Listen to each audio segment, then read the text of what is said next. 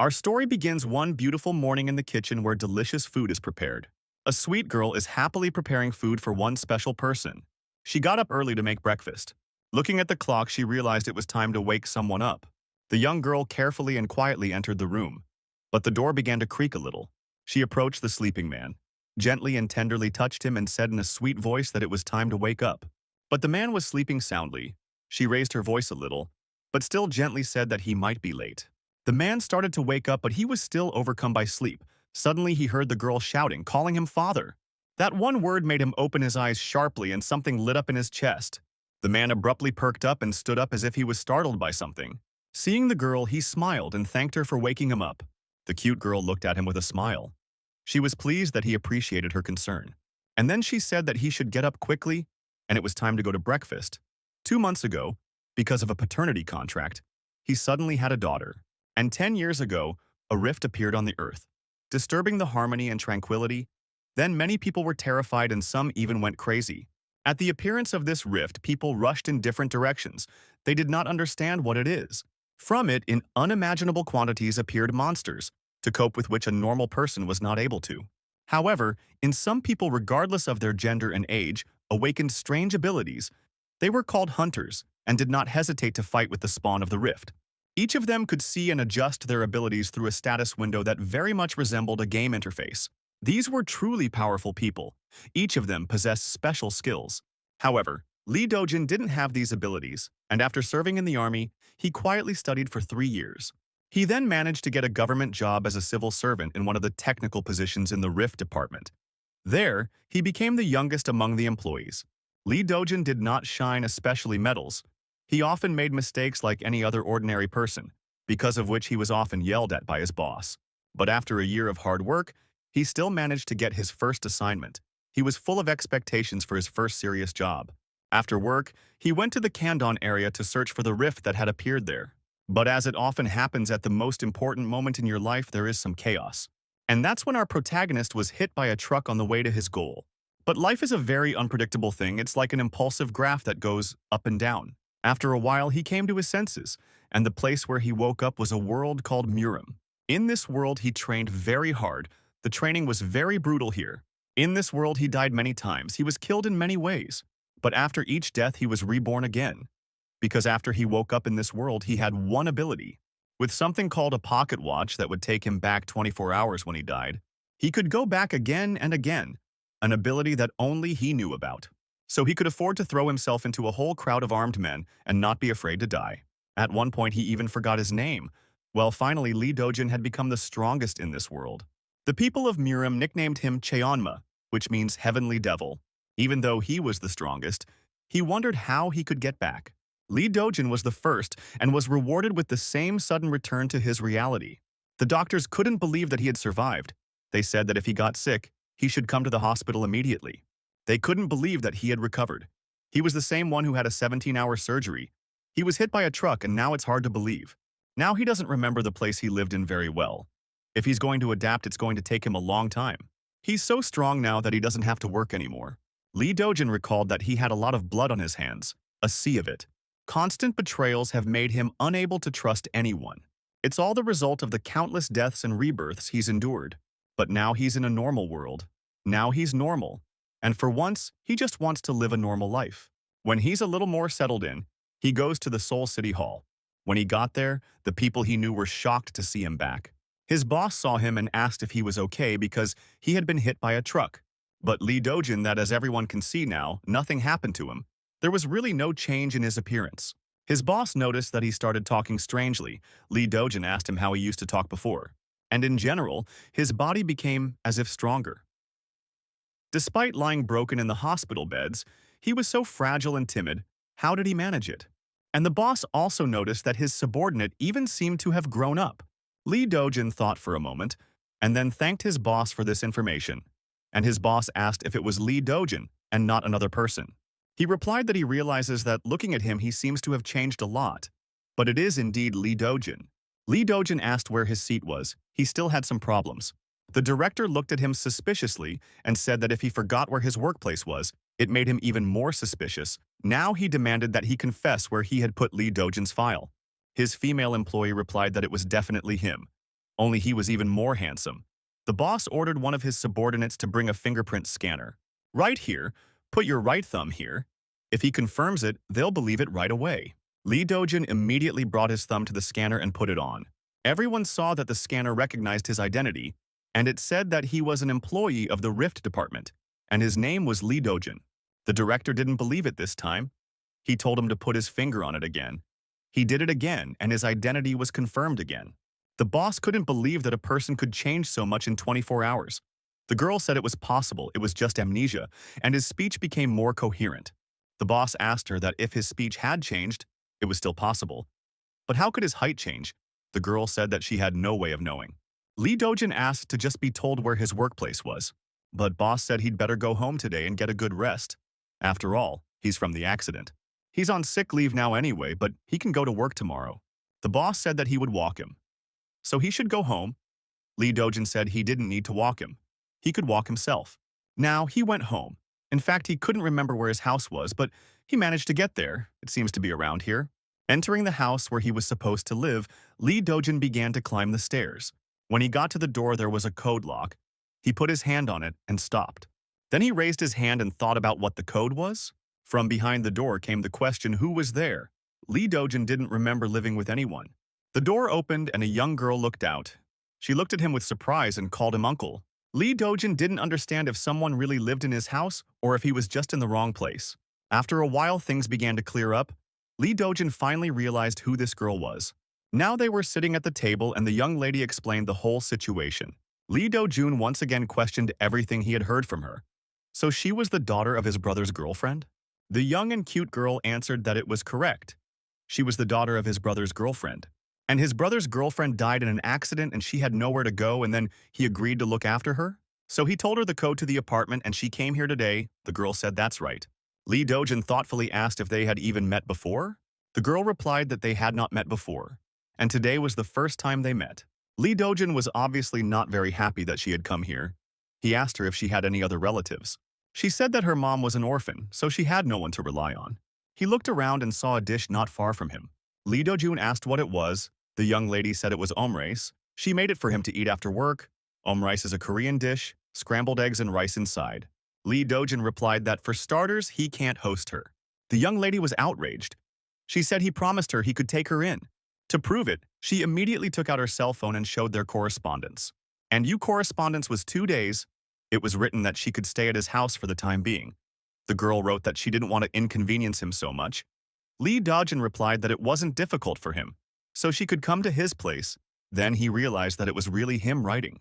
Lee Dojin explained to the girl that until yesterday he was in the hospital, he had an accident and only today, she asked.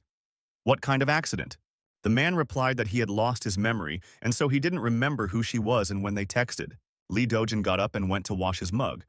The girl asked if he was okay. He said his body was fully recovered. Well, here is the memory fails a lot. It might cause some difficulties in daily life. So now it seems like it will be difficult for him to take care of someone. And it will take some time for him to adapt to daily life. But the young lady really had nowhere to go. Well, suddenly an idea came into her head. She told them to make a deal and sign a contract. Lee Dojin looked at her and asked how could they agree, and what kind of contract?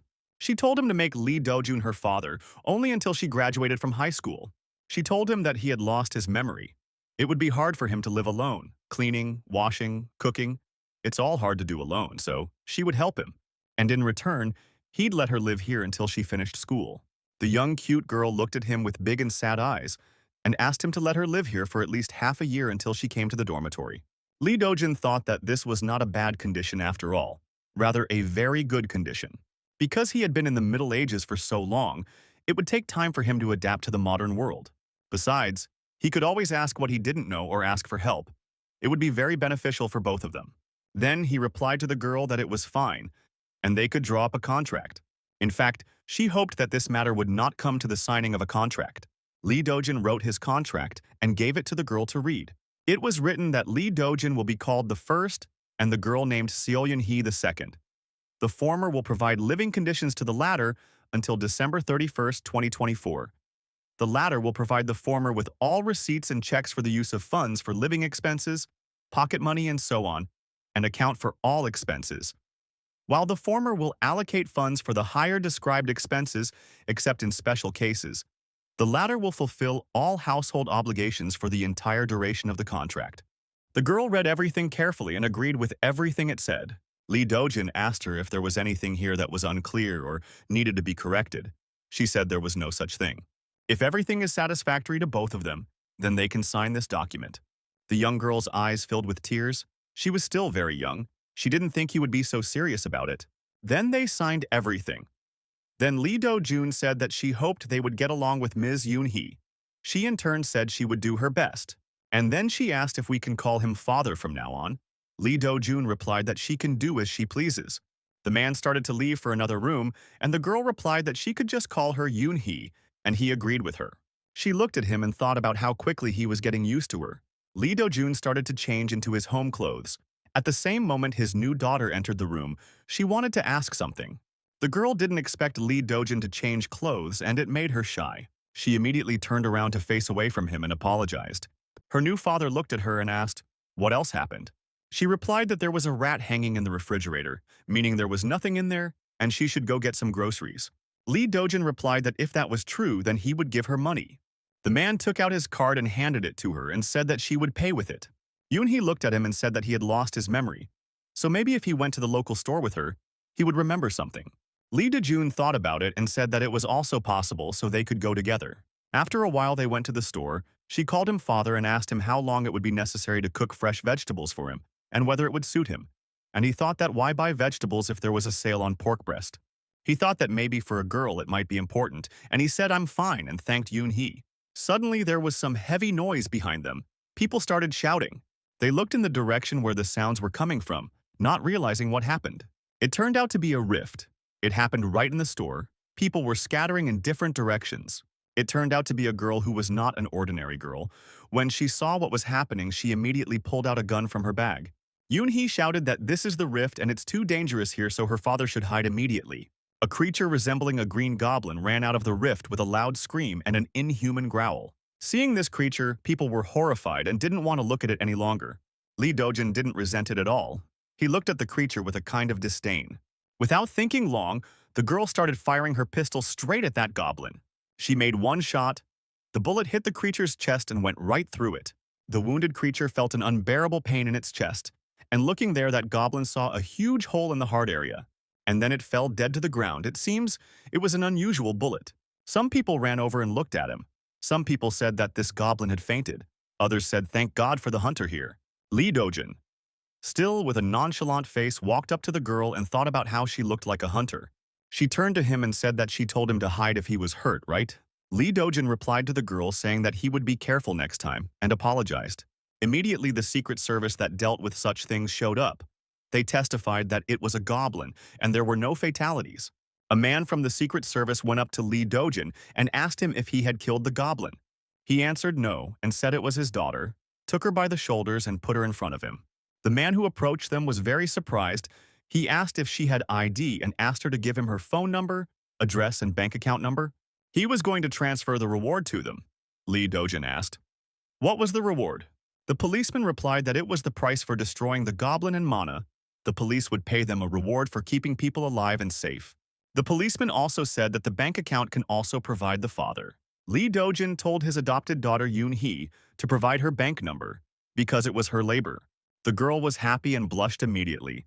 She was pleased that her new father was so kind to her. After a while, the evening came and some people had already gone to bed.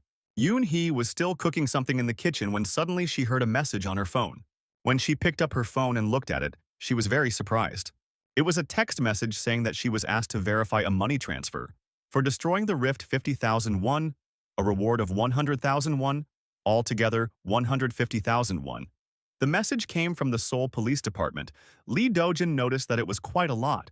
He asked her, "This is just for one goblin. If it's that much, there's no point in her living with him, is there?" The girl replied that it was a special situation. There was a time gap in the sky and a monster appeared. Besides, no one guarantees that all monsters will be such light goblins. And then called a dungeon can only be entered by a hunter with a license or related angels of death. She is still an ordinary person, so she can't do that. Lee Do-jun asked her if she had studied the laws of the mind. She didn't seem to understand what he was talking about. She asked what this mind law meant. Her new father replied that it was to absorb the air of nature, but then stopped. He thought there was no point in continuing, and said there was nothing special he wanted to say. Yoon-hee turned to her father and said that he must have been very surprised. To be honest, she was planning to enter the State Hunter Academy in March. There was no rebirth, but she knows how to use mana, temporarily for now. But she already has a mana weapon permit, so she always carries a gun with her. Lee Dojin said that she is good, and not everyone can become a hunter. The girl replied, that's why he should treat her well. After all, she was going to become very famous and she truly believed that. Then, Yoon-hee called her father to the table. She cooked a lot of goodies, wished him a good appetite and told him to eat everything and leave nothing. During dinner, she asked her father what he did for a living. Lee Dojin replied that he worked for Maria. The girl realized he was a civil servant. She was just worried not at her new father's dangerous job. She was a very nice girl who could also cook very well. She was happy to wish her father a good appetite. The next morning, Lee Dojin went to work again. He wanted to get back to normal. When he arrived at work, he greeted all his co-workers. The director saw him and greeted him back. He asked how Lee Dojin was feeling and if he would be able to work. He replied that as everyone could see, he was fine and thanked his boss for his concern. His boss replied that if he was having a hard time, he could come back anytime, health first. He then pointed out to him exactly where his workplace was and asked if he remembered it. Lee Dojin walked over to his workstation and sat down on a chair. His colleague told him that if he didn't remember something, he could ask anytime. Our protagonist looked at him puzzled. The man replied that his name was Kwon Hyuk-soo, and he was his boss. After this clarification, Lee Do-jun thanked his boss for offering him his help. The director looked at his watch and thought it was already time. It seemed like he was waiting for someone. His colleague turned to him and said that this was a very valuable hunter. He needed to be introduced. The director asked if rank was also considered valuable. His colleague replied that it is still a hunter. They are all valuable in their own way. Suddenly, with some rumbling in the office room, everyone immediately gazed at the person who entered them. It was a young girl with red hair. She was breathing heavily and clearly realized that she was late. When she ran into the office, she took a little breath and looked at the people sitting in the room and asked if she was late. The boss immediately approached her and told her that he had to go out and meet her. But the girl replied that it was no big deal and apologized for being late. The man with glasses turned to Lee Do-jin and told him to go and say hello to their new hunter. Lee Do-jin looked at the girl in bewilderment. He didn't understand what was going on and what was going on here. His boss took your hand and said that he probably didn't know he should go with him. He also reminded him that their department deals mainly with rift searches, and they usually go out on a mission in pairs with a hunter. And this girl is a hunter named Chae Wait. She'll be in Lee Do-jin's care. Our nonchalant hero greeted his new employee. The supervisor said that Lee Do-jin can't go out on a mission right now. He explained to the girl that Lee Do-jun is not in a condition to go out on a mission right now, so he will take care of it. The nonchalant man asked if he meant that it was originally his job. The boss replied that it was. But now it is better for his boss to do the task because Lee Do-jin looks fine now. But who knows what the consequences of the accident might be. The boss at this time said that he was worried because his subordinate had hurt his head and would he be able to work normally? Lee Do-jin stood there thinking, why are they all now pretending like he is an unscrupulous worker? He turned around and addressed everyone and said that he would still do it. After all, it was his job. The boss tried to talk him out of it, telling him not to overdo it. The boss shouted that he ordered him to rest. He couldn't even find his own place, especially since the hunter had already received an official notice that Hyuk-soo would be working with her. This overdimensional tutelage was now beginning to make our hero very angry. He did not like that he was treated as if he was some kind of invalid. Lee Do-jin noticed that his duties he would fulfill, and he would be able to handle it quite well. Hyuk-soo looked at his employee. I thought that maybe he should be given a chance.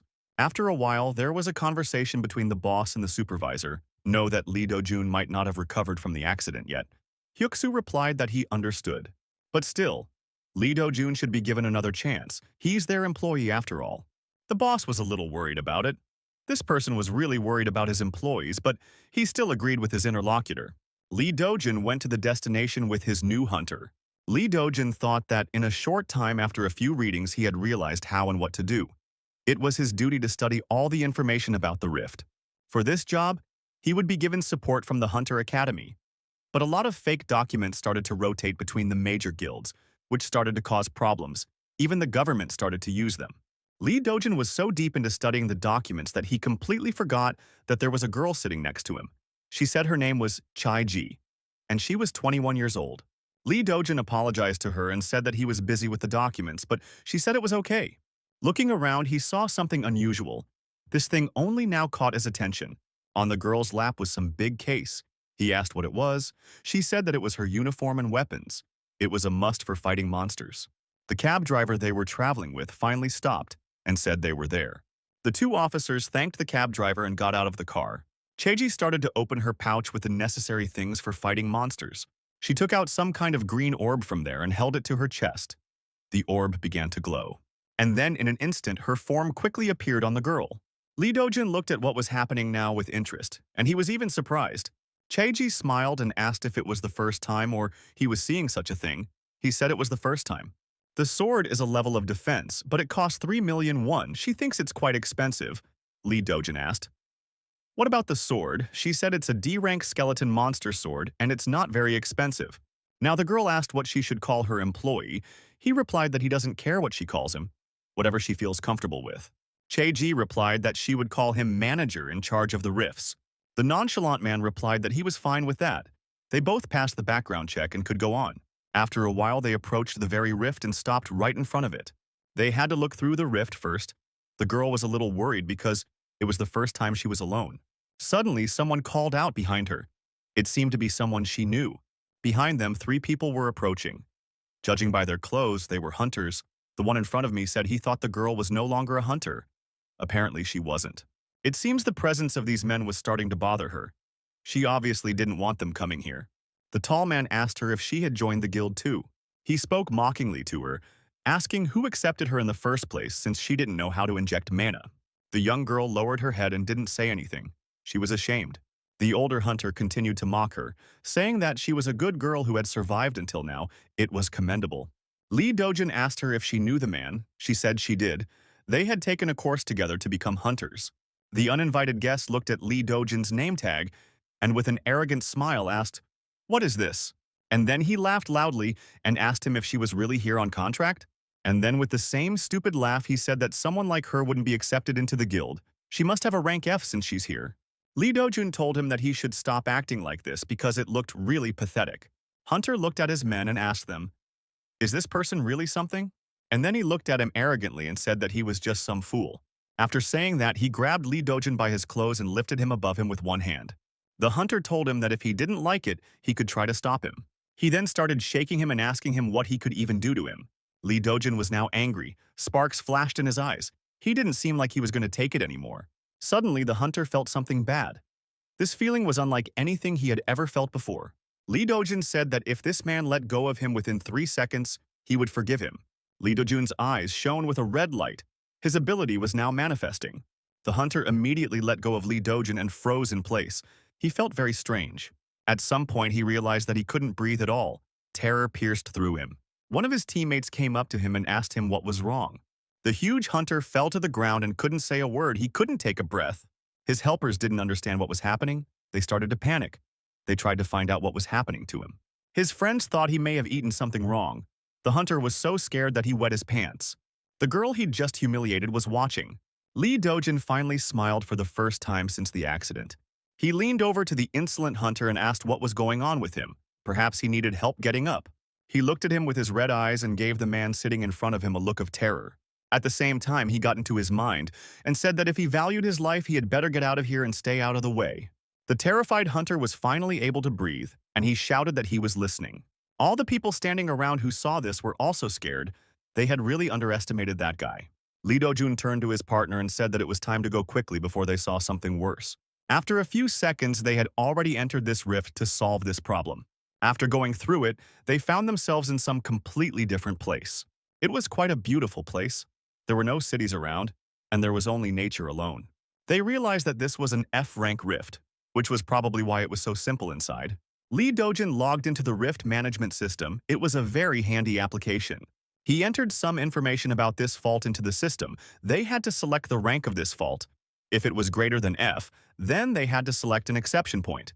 And then they needed to map everything. And finally, that part of the task was over. It was time to move on. The girl was excited to arrive at her first assignment and said she would go first. She thought about the fact that even though she was a porter, she should be responsible for the safety of the common people. Besides, if she could show the manager a good side, she would be hired on a contract at the city hall. After walking a few meters forward, they saw something they didn't expect to see. There were already some hunters who had wiped out the local goblins. Lee Dojun noticed that quite a few hunters had already come here before them. The girl was very upset because she had to show him something.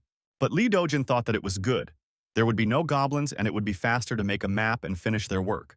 The unperturbed man looked at the status window for Che-ji. He thought, isn't this the parameters for an ordinary person? And then he started reading further, saw that her main skill was swordsman. He asked her if her main skill was really swordsmanship. She said that it was very good that he looked at her status window.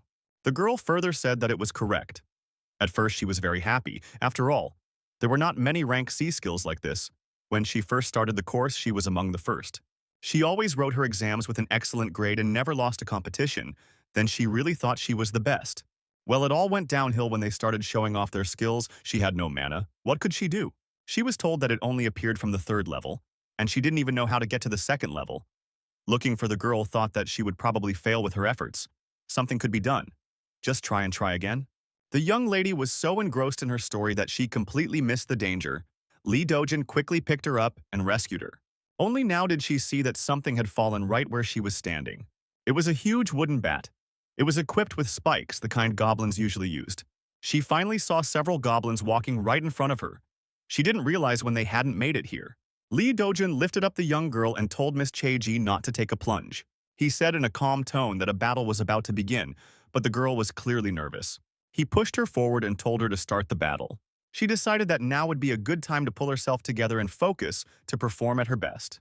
At that very moment, she rushed into the goblin pack and began to attack them. One of the goblins swung his bat to crush the girl, but she dodged very quickly.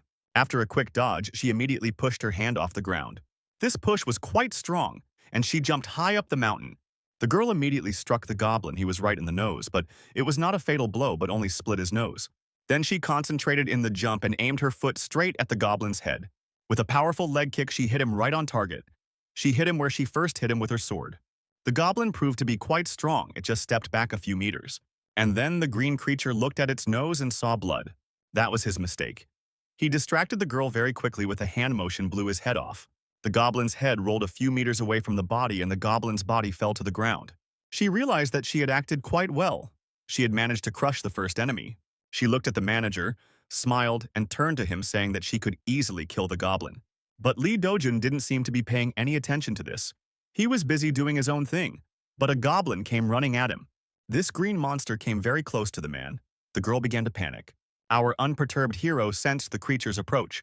The goblin swung to kill him, but Lee Dojun was able to dodge the blow very easily and professionally. The girl looked at what was happening now with great surprise. Lee Dojun didn't even have to hit the goblin, he just missed and fell to the ground. As it turned out, there was a large cliff behind Lee Dojun, and the goblin had hit it right there. The young lady was very surprised. She looked at him, and the man did not even give absolutely no emotion. He answered her that the battle was still going on. She needed to focus on the enemy. For a few seconds, she and the goblin looked at the man, and then they remembered that they had to fight. The goblin immediately growled and took a defensive stance. He swung his mace and hit the girl, but she managed to block with her katana. The battle continued. The goblin tried to hit the girl in the head, but she kept dodging. All her attention was on Lee Dojin, but he told her that she would be so exhausted just because of 2 goblins, but she replied that she was still full. The green monster swung again and tried to hit the hunter. The girl didn't have time to react, and he gave her a rather powerful blow, but still she managed to set her sword up. This blow threw her back a few meters. She even slid on the ground. The goblin smiled. He was clearly pleased that he was able to strike such a strong blow. But the young huntress was only angry. She immediately rushed at him with a scream. The goblin immediately put up a block. It seemed he was pretty well trained too. Lee Dojin looked at this battle. He was getting tired of the fact that the girl was fighting for so long and couldn't defeat some petty goblin. He asked her that it seems like swordsmanship isn't her main skill. He thinks her main skill is blocking attacks to strike with the least amount of force. Lee Dojin explained to her that she should start by stepping back a bit and breathing.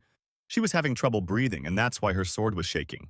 The girl listened to the more experienced man's instructions and did as he said. She ran back a few meters to get some rest and strength. Next, he told her to concentrate on her opponent. He too was already at his limit, and soon his strength would run out. Now it was time to concentrate on attacking. There was bound to be a good chance. The best thing to do is to gather all the forces and use a powerful rushing attack. And the most important thing here is to make the opponent make an unnecessary movement. Lee Do-jun turned to Miss Jai and told her that now was the time to show her the essence of swordsmanship. The goblin swung his huge bat with his last strength. He also gathered all his strength for this strike. Finally, he swung. But at that moment, something happened that he did not expect. The girl managed to bypass him at the moment of his attack and was behind him. At the same moment, she cut off the goblin's head with a swift movement of her hand. This time, she succeeded properly. Finally, she was able to show the beauty of her swordsmanship. After a while, Lee Do-jun said that the young lady had done quite well, and thanks to her exploring the rift was easy. Now it was time to go back. She said that we would rest a little more and go. The nonchalant man said that her loot today was 17 goblins. If she worked alone, she could make a lot of money. The girl replied that it wasn't just for the money, she just wanted to be a member of some team. Then she asked Mr. Lee Do-jun, why is he hiding his power? Lee Do-jun looked at her and said that she was talking nonsense and he didn't know what she was talking about. She said that it was very strange that he was so good at swordsmanship. But he did not choose to listen to her to the end and said he was off and went straight to the rift. The young huntress resented him for not wanting to hear her through to the end. After a while, it was evening. Our protagonist was heading home. He was clearly being followed by someone, all the way from the very exit of the office space. Lee Do-jun stopped and slapped his face, saying that if she came out within 10 seconds, he wouldn't be angry. Now he started counting very fast. The girl got scared and quickly jumped out from around the corner. He looked at her and asked her why she was following him. What was her purpose? The girl answered him that he never answered her question. He said, what exactly did she want to know? She asked again if he was hiding his power or not.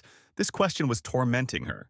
He answered that since she had followed him all the way home, she could at least have dinner. The girl was only glad of such an invitation, and she thanked the manager. After a while, they arrived at Lee Do-jun's house, and it wasn't far at all. When they finally began to go up the stairs, the girl said that it was somehow inconvenient for her to visit so late. She would rather go to her own place. The man replied that she would have to be patient a little longer. It was supper time, and she had probably already prepared everything. The girl was very surprised at these words. She asked who she was and what she had cooked. He explained that his daughter lives with him, which surprised the girl even more. She couldn't believe her ears. She thought the guy was lonely. He also told her not to say a word about his job because his daughter thought he was just a clerk. She said she wouldn't say anything. The girl thought he had married early, and she was very uncomfortable being in his house now. His adopted daughter happily came running to meet her father. She was very happy when she heard the door open. Now the two girls saw each other, and they were surprised by the young huntress with red hair. She couldn't believe it was his daughter, and why she was so big. After all, this man was still so young. Isn't he 26 years old, or is his daughter an overgrown child? Maybe it's his wife and she calls him father. It can't be. The daughter asked her father who it was. He told her it was a work colleague. The girl greeted the schoolgirl and said she was a colleague of Mr. Lee Do-jun. The daughter looked at her with some disbelief and asked if that was it. And then she looked at her father and asked him if she was really just a colleague. He said that they worked in the same department. And could she now enter the house? Only now she realized that she was blocking their entrance, and happily and with a smile she invited them in. The house was very clean. Lee Do-jun's colleague was delighted at how clean the house was. The daughter said that they would be here soon and invited the guests to have a cup of tea and leave. To her father replied that he had invited this young lady to dinner, for she would cook dinner, wouldn't she? The young lady was clearly not thrilled with the guests, but she said she would cook the meal. Lee Do-jun noticed that his adopted daughter was in a bad mood. He asked her, perhaps it's transition age or something. Taking a closer look, the green-eyed lady noticed something about this girl, as if she recognized her. She stared at her for a few seconds.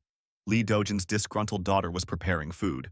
After a while, they finally had dinner, and the green-eyed girl replied that it was delicious.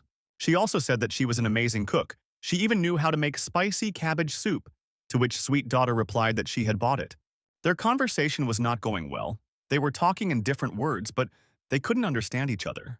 The younger girl looked in the direction of the case. She asked what it was. The young huntress replied that she was a hunter, but only a F-rank hunter.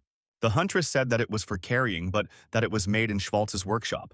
She was so engrossed in the conversation that she completely forgot what Lee Do-jun had asked her to do. He had explained that they shouldn't talk about work because his daughter didn't know where he worked. She looked around and saw that Lee Do-jun was looking at her with a very disapproving look. The daughter thought to herself, why is her father an ordinary employee going around with a huntress? Lee Do-jun told her that she was just moonlighting, and if she was caught, she would face a fine. So it was best not to tell anyone. The adopted daughter quickly got up from her seat and started to approach the huntress. The red-haired girl was even frightened for a second by this sudden movement. The younger girl ran up to her and said that she was so awesome she wanted to be a hunter too, and she's also going to the Hunter Academy soon, and showed her interlocutor some documents. The green-eyed girl replied that you shouldn't praise her like that. She only has an F rank. The brown-eyed girl replied that it was no big deal. She was a hunter anyway, and she had already passed the exam. The daughter started to ask her what her style was, but was it close or long range, or was it the use of magic? In general, this young lady simply filled the huntress with questions. A long time had passed since then. The father and daughter came out to see their guest off. She apologized for being late. It was time for her to leave. Yoon-hee replied that she had a lot of fun today, and it was nice to meet her. The huntress replied that she was also very interesting to talk to her. They will see each other next time. But Yoon-hee replied that she better not come here anymore, because she doesn't like her anyway, so she would rather they didn't meet again. The red-haired lady felt very awkward, but she replied that it was okay. Lee Do-jun turned to Yoon-hee and told her to go home and he would walk the guest to the subway. The daughter said she obeyed her father. She felt some irritation inside. Finally had a chance to ask Lee Do-jun about, is she really not his birth daughter? He looked at her and asked, what kind of nonsense is she saying? Why does she think that? The girl replied that even the age is not suitable. He is 26 years old and she is 17, and even he has no ring and no family photo at home. Plus the last names are different. She's definitely not his birth daughter and he's never been married. This clearly embarrassed Lee Do-jun. He said, what kind of inappropriate joke is this? The girl asked. What is their relationship with Yoon-hee? She asked if there was anything dangerous in their relationship. He said there was nothing. Finally, he decided to tell her the truth. She's his niece. His brother is in trouble, so he's raising her. Now everything became clear to her. She apologized. What for believing too many questions, he asked her not to talk about it at work just in case. The girl replied that she would not talk about it. Finally, they got to the subway. His female coworker said goodbye to him and thanked him for inviting her to his place, and he said goodbye to her too. The green-eyed girl looked at the departing Lee Do-jun, and suddenly she wondered something. If his niece has a different surname, does that mean his brother also has a different surname? She didn't understand this point, but she decided that she had enough to think about for today and it was time to go home. The following events take place in the office where our protagonist works. His boss is very surprised that he did a lot of work in one day. Lee Do-jun asks him if there's any problem, but the boss says that's not the point. The point is that it was done perfectly. I can't even believe he did it all by himself. It takes at least a few months to compile such documents. I asked Kwon Hyuk-soo if he was helping him, but he said he was surprised. Then he said that Lee Do-jun is doing great, and now he has to catch up with him. It was very important for Lee Do-jun to be appreciated for his work, because he really tries hard and gives his all to fulfill his tasks. He thanked his boss. Suddenly, a red-haired huntress appeared. She said that it looked like Lee Do-jun was a very good worker. Lee Do-jun asked her why she came here. It was her day off. She said she was just passing by and came in. Lee Do-jun replied that she can do whatever overtime she wants and still not get paid. Hyuk-soo held out some piece of paper to our unflappable hero. Lee Do-jun asked what it was. His boss explained to him that it was a schedule of hunter qualification exam. Now that he had a mentee, such things were better to know. It was the hunter's level evaluation. All hunters take this exam once a year. According to the results of the evaluation, the level can go up or down. So this is a very important day for every hunter. Lee Do-jun realized that this is an evaluation of their ability. There are several hundred guilds in South Korea alone. Each guild is constantly on the lookout for a high-level hunter. It is during this period that transitions between guilds are most common. That's why the day of the exam is called the opening of the guild switching market. The boss explained that their boss was very worried about it. Lee Do-jun asked if he was afraid that the hunter would move to another guild if his level went up. Hyuk-soo said that was the case. In any case, the hunter Chae-ji would also have to be evaluated, so he should go together with her. And he also found information that his employee would be performing in the first group in a week. Lee Do-jun asked Chae-ji if she would move to another guild if she leveled up. She replied that she wanted them to extend her contract. Lee Do-jun explained that he didn't do that. And by the way, it would be better to raise her level 2 days of distance, so that he would be more comfortable going to the mission, and they would be able to raise her salary. The girl explained that she'll still be F rank even after the exams. She can't use mana. The hunter's certification is divided into several stages. It's level determination, stat measurement, and practical evaluation. The final result depends on the total score. But the most important thing is the amount of mana. Hunters can become stronger physically with the help of mana crystal. This is the mana acceptance, but Chae-ji couldn't achieve this as well. Lee Dojin thought about the fact that she couldn't hope to rank higher than E. But if you don't try, you'll never know. The girl replied that she knew herself well. She was destined to live with rank F. Lee Dojin replied that he too would then have to tread on the F rank level. There is only one hunter in his care. Her rank is related to the level of rifts he can explore. The green-eyed girl replied that if he found another hunter, he could advance further. Lee Dojin replied that was right, he might do that. Then he should put up an advertisement to find another hunter. But at the moment, Miss Chae-ji is the only hunter for him and she should follow him. Lee Dojin brought his employee to the hunter training room. He said it was the office for the old rifts. It had been remodeled into a training room now, but to be honest, this was his first time here. It was rebuilt using special materials provided by the Hunter Academy, and the walls are said to be quite resistant to impact. He also wanted to talk to her about her lack of mana. Lee Dojin asked her if she had tried physical strengthening. She said she had, but as he knew she couldn't get mana until she reached the 3rd level, so she kept thinking that she was a total loser who wouldn't succeed. Lee Dojin asked her to show him her swordsmanship skill. She replied that she had some notes. She took out some purple notebook from her bag and held it out to her employee. He opened the notebook and looked at it. Seeing that she had written a lot of things in it, the girl said that she was just writing, but she didn't fully understand the meaning. There were some notes about such a thing as Samya. It contains the universe, the source of intersection, heaven, earth, and the 3 beginnings of man, and so everything in the universe begins and ends in these 3 sources. And at the end of the notebook were sketches of these techniques. The girl said she was not good at drawing. Lee Dojin replied that he was not sure, but it looks like a 3-sided method. Chae-ji asked if this was fencing. I said that fencing is a technique developed from the 3-pronged method. There was a swordsman named Jin Seo-un, a scholar of the Imperial Palace who appeared with the comet and suddenly disappeared after the conquest of Murim. He was one of the best in the whole world. He was a genius among geniuses who reinterpreted Samya's tripartite method, but he called it the swordsmanship method, and leaving his advice and teachings on technique, he disappeared. After this story, Lee Dojin sighed and seemed to smile a little. She turned to her interlocutor and left his hands on her shoulders. Then he explained that there were still a lot of lucky people like her. The girl looked at him with her big green eyes in bewilderment. She didn't understand what he was talking about. Some time passed. The boss looked at his watch with a wide smile. He seemed to be waiting attentively for some moment. It was already almost 6 o'clock in the afternoon. As soon as it was exactly 6 o'clock in the afternoon, Lee Dojin would immediately leave his seat and say that he was going home. Immediately, his female co-worker would follow him at the same time. They would leave together. The boss turned to his employee and said that for several days in a row, they both disappeared as soon as 6 o'clock struck. Is there something between them? Generally, the glasses replied that there does seem to be something on her part. Not the boss asked him if he really noticed it too. His interlocutor putting on his coat said that only a fool would not realize it. The boss with a wide smile on his face said that he thought Lee Dojin didn't suspect anything. A few minutes later, Lee Dojun and Chae-ji were already practicing in the training room. The girl was learning to focus and refine her techniques to become better. Well, she's pretty good at it, and she does it in a very aesthetic and beautiful way. Grazia was like the grace of a cat, and her slender body attracted unusual attention.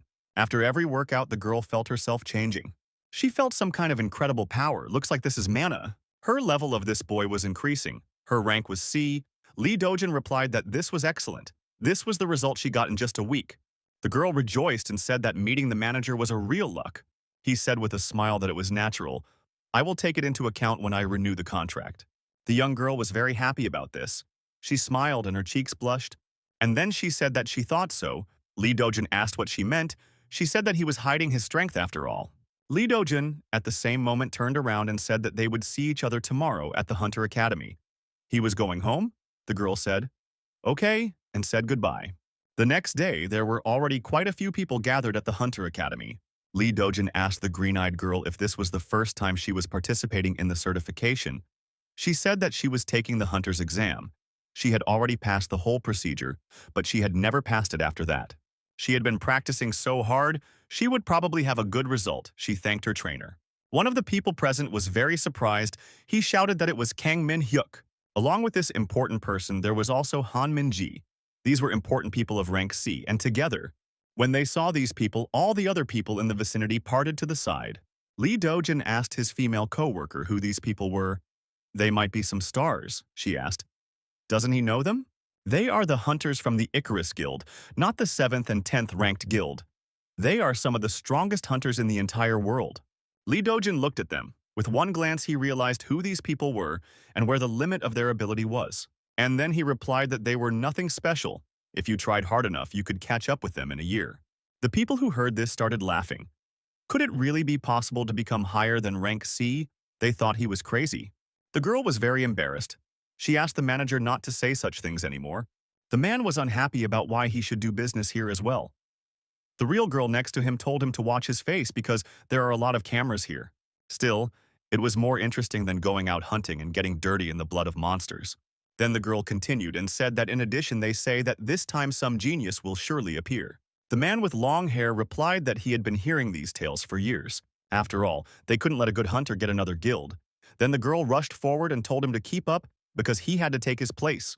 In the same place were our old acquaintances, rather than watching and listening to the conversation of those high-ranked people. The big guy smiled and said that it looked like Han Minji was waiting for him. He was already impatient. But the guys on his team laughed at him and asked if he had brought a spare pair of pants just in case. A man in a nice suit came out. He said that they are starting to flow statistics, and Mr. Hunters can enter in order. Lee Dojin said it looks like they're starting there. It's time for them to go ahead. The big guy who wet his pants thought he could prove himself today. People lined up. Everyone wanted to show their best side to qualify for a promotion or to join the new guild. Finally, the counting of statistics began, and one of the men put his hand into a special machine. Now he saw that he was able to increase his physical power, and his result was a C-level rank. He was very happy, and his friends standing beside him cheered him up. A man named Ko Gil-dong introduced himself and greeted this man. He said that he was the personal manager of the Balkan Guild. Another man standing next to him also greeted this man and said that his name was Cho Hyun-jin, and he was from the Buffalo Guild. This man was approached by many guild leaders who wanted to take him in. They tried their best to lure him in and talked about their advantages over the others. Chae-jai was making her way through the crowd, asking the people in front of her to let her pass. She finally got to Lee Dojin and he asked her if she had already passed the test. The girl happily informed him that she had gotten rank D. Her strength, agility, and physical power had increased very well, and her mana had also increased.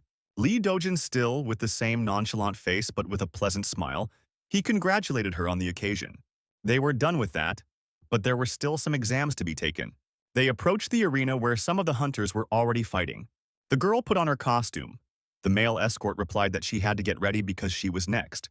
She was a little worried and asked the manager if she could really try her hand at the C level. He told her that right now she was perfectly capable of handling TS-level monsters. Still with the same excitement, she asked him how he could be so sure about that. He just calmly told her to believe him and she shouldn't doubt. The colony announced that access to the rift was about to be opened to a group of rank Ts. She was very nervous, but her companion told her to prepare herself properly. Finally, she stepped into the ring. She was very nervous that there were so many people looking at her now. Suddenly, a familiar voice sounded behind her. Someone called her name. It was the big guy who was mocking her earlier. He asked her what she was doing here. The red-haired girl started to get even more worried, now for a completely different reason, and she couldn't explain why she was here. He asked her with a kind of angry face if she really decided to try her powers here, and then shouted why she had come here in the first place. Had she gone mad? She was very embarrassed and didn't know what to do. She just apologized to this man. He slapped his face and said that it was the first time he had ever seen such a thing. A hunter of E rank trying to fight at the C level. The other hunters who were here, they wondered, what other F rank is there? After looking at the girl, they realized that she had a low-level costume. They started to shame her for appearing here because they thought that she wasn't worthy of appearing here. Everyone here looked at her as if she was a lowly creature. They didn't understand what she was hoping for, and then he remembered the man who had defeated him without a word. He immediately started looking around and asked the girl if that horrible man was around. But actually, he was watching everything. He just stood there and watched with a nonchalant look. Some man approached him. He said he knew this man from the Rift Department at Seoul City Hall. He said that Chae-ji was a contract hunter for the mayor's office, and the man standing in front of him was the person in charge, an employee named Lee Do-jun, who was 26 years old. Lee Do-jun answered him that he knew exactly who he was. The man with long hair and high rank was surprised that he wasn't even surprised. Lee Do-jun just looked at him and didn't understand what he wanted him to do. Then Mighty Hunter replied that he would get straight to the point. Lee Do-jun replied that he would do as he pleased.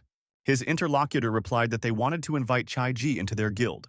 She had never undergone any physical reinforcement, and when she was at level 1, It was the first time that she was able to increase her mana to 10 points in one go when she was certified with a crystal. But there was no record of her reinforcing herself after that. Which sounds absurd, but it's a monstrous talent. The Icarus Guild will give her wings. If she joins their guild, they will give her a Class A suit. She can learn from the lessons and experiences of her older colleagues, raid the most difficult rifts, and gain practical experience. Here the man claimed that she would indeed be better off in their guild. But what could Lee Dojin offer her? The only thing he can offer her is a pay raise. Besides, she's been doing this for almost a year, and Lee Dojin had sent her to the Rift rank Ts with no raid experience above D rank. The long-haired man asked what his interlocutor was thinking and wondered if he thought she would be able to reach this level. While they were talking, a rank C rift had already been activated in the meantime. The mission was to destroy the orc warriors in a certain amount of time. These orcs were quite strong opponents, much stronger than ordinary goblins. The big guy was happy that it was finally starting. He grabbed his weapon and shouted forward. The girl also grabbed her sword. She was experiencing many different feelings, especially anxiety and excitement. Meanwhile, the two continued to talk. The high-ranking fighter replied that only a hunter can raise another hunter. If she wants to learn how to survive, she should go to them. He approached our hero and said that if he really thought of her, then it would be better for her to learn something new. Lee Dojin quietly thought about these words, but he already had something to say. He replied that for starters, she was not a thing, and he wanted his interlocutor to realize that he could not dispose of her. And then Lee Dojin did something he very rarely does. He smiled and said he was ready to make a wager. His interlocutor didn't understand what was going on. He was surprised but didn't show it. Meanwhile, the battle with the green lessons had already begun. All the hunters prepared. The arrogant man turned to Chai-Ji and told her to pull herself together. The huge mighty orc roared menacingly. He was already ready to attack. Even this big guy was a bit anxious before the fight. He was thinking that it was a waste that he had ventured into the C rank. The huge monster swung his mace with a wild roar. He rushed at the opponent in front of him. Then it hit him quite hard. The hunter put a block with his hammer, but the hammer even sagged. This hunter didn't expect this creature to be so strong. He was surprised. Just one incredibly powerful blow was enough for him to realize that this level was for him. A huge hunter full one knee. The orc delivered blow after blow. The hunter was already exhausted and tired. He couldn't fight anymore. At this point, without wasting any time, a huge green monster hit this man in the face. It was a very strong blow, and the hunter immediately fell to the floor. It turned out that his hammer had flown back a few meters. He had nothing to fight with. The orc immediately approached his opponent and swung his mace. The large hunter was frightened. He shouted for the orc to wait and not attack him. But suddenly to him, the red-haired girl kicked the orc in the ribs with her foot. But she didn't seem to do him any damage at all. He stood as still as a rock, and the girl just fell to the floor. The man who had humiliated her not so long ago was very surprised. He asked what she was doing. The girl said that she would deal with this enemy and he better go and find his hammer. He looked at her with great surprise. He didn't understand what she was saying. Meanwhile, the orc was already approaching. He tried to hit the girl. With a fierce growl, he attacked her, but she dodged every time. Compared to this fast girl, this orc seemed quite clumsy. After a while, she realized that she could see his attack lines, which meant she could overpower him. She took only 2 jumps and found herself behind this monster. Now this huge green guy felt pain on his back. The girl attacked him from behind. The monster tried to turn around and strike from the turnaround, but it seems to have failed. The girl jumped up very quickly and was right above the head of this horrible monster. She clearly had a plan. She prepared herself and used the first technique of the swordsmanship school. This was followed by a powerful sword strike. This technique was called Cheon. With this incredibly powerful strike, she sliced the huge monster in half. Everyone who watched the fight was incredibly surprised. Even the hunters who were busy fighting were paying attention. The big guy she saved looked at her with a kind of admiration. Only one Lee Dojin smiled calmly. He knew she could do it. The high-ranked hunter saw this battle and said that it was impossible. He couldn't believe his eyes. Drops of sweat appeared on his forehead. Lee Dojin asked him, why is he so surprised? Is he really surprised? There are 3 ways to use mana. The first is to put mana into a weapon. The second is to release mana. And the third is the mana replacement technique. Putting mana into a weapon isn't that hard. The most important thing is to control the process. The high-ranked hunter was very surprised. He didn't understand how she applied this technique so easily. Finally, the exam was over. All the participants were asked to leave the exam room. The big guy with the hammer stood and looked around. He was shocked. When he looked at the table of participants, he saw that he was in last place. The red-haired girl ran up to the manager. She was very happy because she had made it. Lee Dojun replied that it was all thanks to her hard training. She thanked him. But suddenly, right in front of her, the same highly ranked hunter appeared. He smiled at her and said that it was a worthy battle. The girl blushed and said that for a C-rank hunter like him it would be easy. He continued and said that she was very skillful with her techniques, and then asked if she had a teacher. The girl wanted to say who her teacher really was, but Lee Dojun interrupted her and said that Chai-ji was self-educating. She didn't understand. Why did he say that after all that was his merit? The high-ranking hunter asked if it was true. The girl didn't know what to say. She said something like that.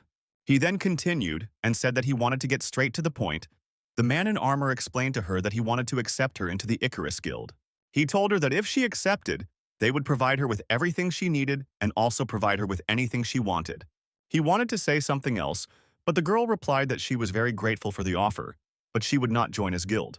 Naturally, he was very surprised by this turn of events, because any hunter always wanted to join their guild. The hunter asked her to think again. This chance doesn't come every day. She will be able to get a salary much higher than in the city hall. She will also be able to develop.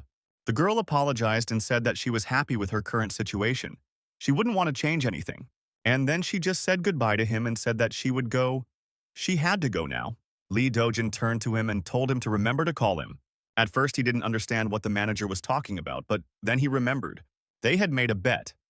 Lee Dojun had bet that Miss Chae-ji would kill more than 5 orcs. If he loses, he tells the girl to join the Icarus Guild. But if he wins, a high-ranking hunter will give him a rank A suit. But the man in armor was so confident that he did not even have words, and he agreed. In the next events develop already in the city hall, in the office where our protagonist worked.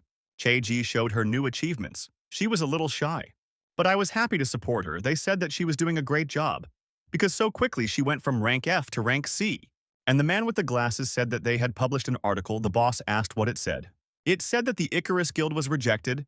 Kang Min-hyuk said that this is a very enviable talent, and everyone is wondering who the hunter named Chae-ji really is. But Icarus Guild is one of the best of its kind. But boss replied that Oni is also one of the best Marias. The man with glasses said that if he were in her shoes, he would have joined Icarus without a second thought. But the boss said that they would leave her alone and provide her with everything she needed. Her colleague didn't understand why she didn't agree to join another guild. It was such a good chance. Chai-ji looked at the manager and asked if he would treat her better now. He looked at her, smiled, and said that of course she wouldn't regret it. She smiled back at him and said that was answer enough for her. The boss looked at all this and he liked what he saw. He thought there was really something between them. Lee Dojun then told his co-workers that he would go to Daehan's workshop. Daehan Workshop is Korea's largest hunter equipment store, located on the grounds of the Hunter Academy, where they buy and sell suits and weapons that are mandatory for hunters, as well as various small items. But his boss told him that he understands his diligence, but their budget is not designed to buy equipment. And everything is already distributed to other hunters. Perhaps they can consider an additional budget. Lee Dojun replied that it was no big deal, and they would not be buying anything, but would just get what they were promised. After a while, they came to their destination. Lee Dojun said that it was much more spacious than he thought. The girl said that if they didn't go a little further, there would be branded goods. They walked around so the huge building and looked at the different armor there was very interesting. The saleswoman greeted them. Lee Dojun greeted her too. He was from the Rift Affairs department. He came from Hunter Kang Min-hyuk. The saleswoman replied that he had indeed given her something for him. She then said that they could look around. If they liked something, they could take it. Lee Dojun and Chai-ji started walking around and looking at different armors. The girl was looking, but she didn't see a suit that suited her yet. After a while, she saw something that caught her eye. It looked like it was something she really liked. She called the manager and told him that this suit with the mortal wings was beautiful, and she loved it. She looked at it with admiration and said it was a very good thing. They also said it was made from the wings of an ant's uterus. Lee Dojun asked her if she really wanted that suit. She said no because it was very expensive. Lee Dojun replied that they could walk around a little more and see if she would choose something else. It had been quite a while. The manager got tired and asked her why they had been here for 4 hours. She bought those silver wings anyway. The girl was happy with her purchase.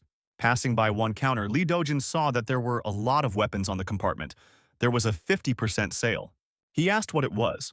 The salesman told him that it was a sale on E-rank items, and there was something bearable. He said they could take a few items and he would give them a discount. It was only 1,000,000 won per item. Lee Dojun was very surprised. He didn't understand what kind of sale was for 1,000,000 won. The girl replied that actually, hunting items are all so expensive. Then he turned around and was about to leave. The salesman said he probably didn't quite know it was so cheap. He said they didn't need it, and left. Suddenly he stopped. Behind him something shone, or he felt something. Lee Dojin quickly ran over to the weapons box and started rummaging through it. He was actively looking for something. Finally, he found something that caught his attention, and he was very surprised. Among all these weapons, he found a shapeless object. It looked like a stone. Lee Dojun did not understand how it was here. As it turned out, this thing that was supposed to be Cheongma's, now it is in this place. But how? Cheongma's sword that rules the world. Lee Dojin looked at the price tag and saw that it was 50,000 won. The seller apologized. He didn't understand how this item got here. He didn't even take off the price tag. Lee Dojun asked if it was really worth exactly what the price tag said it was. The salesman said that it was correct. But this item was here by mistake. Usually it doesn't happen. His companion asked if he really wanted to buy this one. Lee Dojin replied without hesitation that he really intends to buy this item. The seller was very surprised. He said that it was just an old tin man with only one handle left. Lee Dojin replied that it was no big deal and he was willing to buy it. After buying this sword shard for some time, our protagonist went to Mount Umyong. He held the hilt of that sword in his hands and looked at it. He couldn't believe that the sword of the throne was only worth such a penny. But in truth, he knew the value of this thing. He managed. Friends, I spend a lot of time and effort retelling a single manhwa. It takes several days, and my videos don't always pay off. If you like what I do and want to support me or see more of this manhwa, please use the super thank you feature. It really helps. And a huge thank you to everyone who watches the video to the end. I really appreciate it. Activating this sword, a huge lightning bolt erupted from it. Incredible power was sealed in it.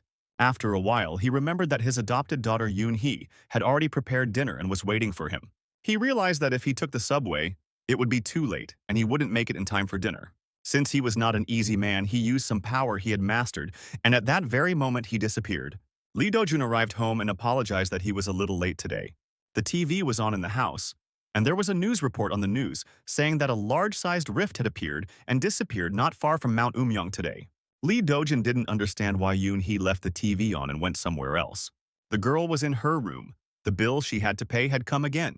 Because of the move, she had completely forgotten about the fees, equipment rentals, lecture fees, and maintenance costs. It's a public university. Why is it so expensive? Altogether, it's over 50 million won. She thought about asking her father for it, but it wasn't in the contract. She should be thankful that he let her live here. She's too ashamed to ask for tuition, too. Lee Dojin entered the room and asked what she was doing. The girl didn't even notice when he came. She immediately tried to hide her receipts that needed to be paid, said she wasn't doing anything, just tidying up the table. Lee Dojin said if she had already made dinner, then they could go out to eat together. She replied that she had no appetite right now and let her father go and eat. She made it look like she was really cleaning up and mumbled to herself that it was very dirty. Lee Dojin realized that something wrong was going on, and the girl was nervous. Perhaps she was in some kind of trouble. From the kitchen, he shouted to her and asked if there was any sesame oil at home. The girl replied that it was in the bottom drawer under the oven. Yoon-hee then asked him why he wanted sesame oil. He replied that he wanted to mix it with rice. She told him it was better to eat it the way she made it. He asked her if she could make him some scrambled eggs at the same time. The girl said, okay, and she would do it now, and he could watch TV. Lee Dojun said, he likes liquid egg yolk. The girl said she would take that into consideration. It was actually a distraction. He just wanted her to come out of her room and went straight in there. Looking at the bills, he saw that there were really big amounts she owed. He was very surprised. It was really a huge expense that he couldn't even imagine.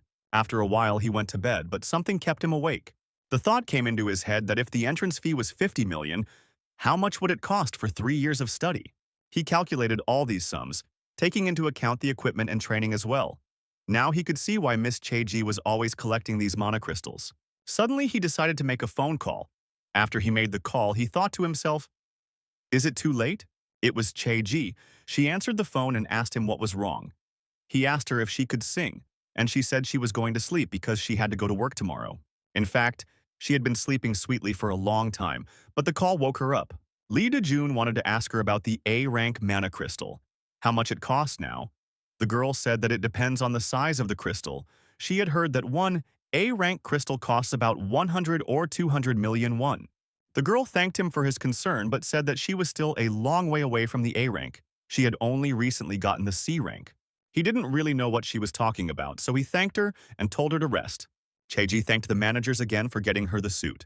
Now our protagonist was up to something. He had gathered some things. It was a cap mask gloves. That was enough for him. He also had a fake document.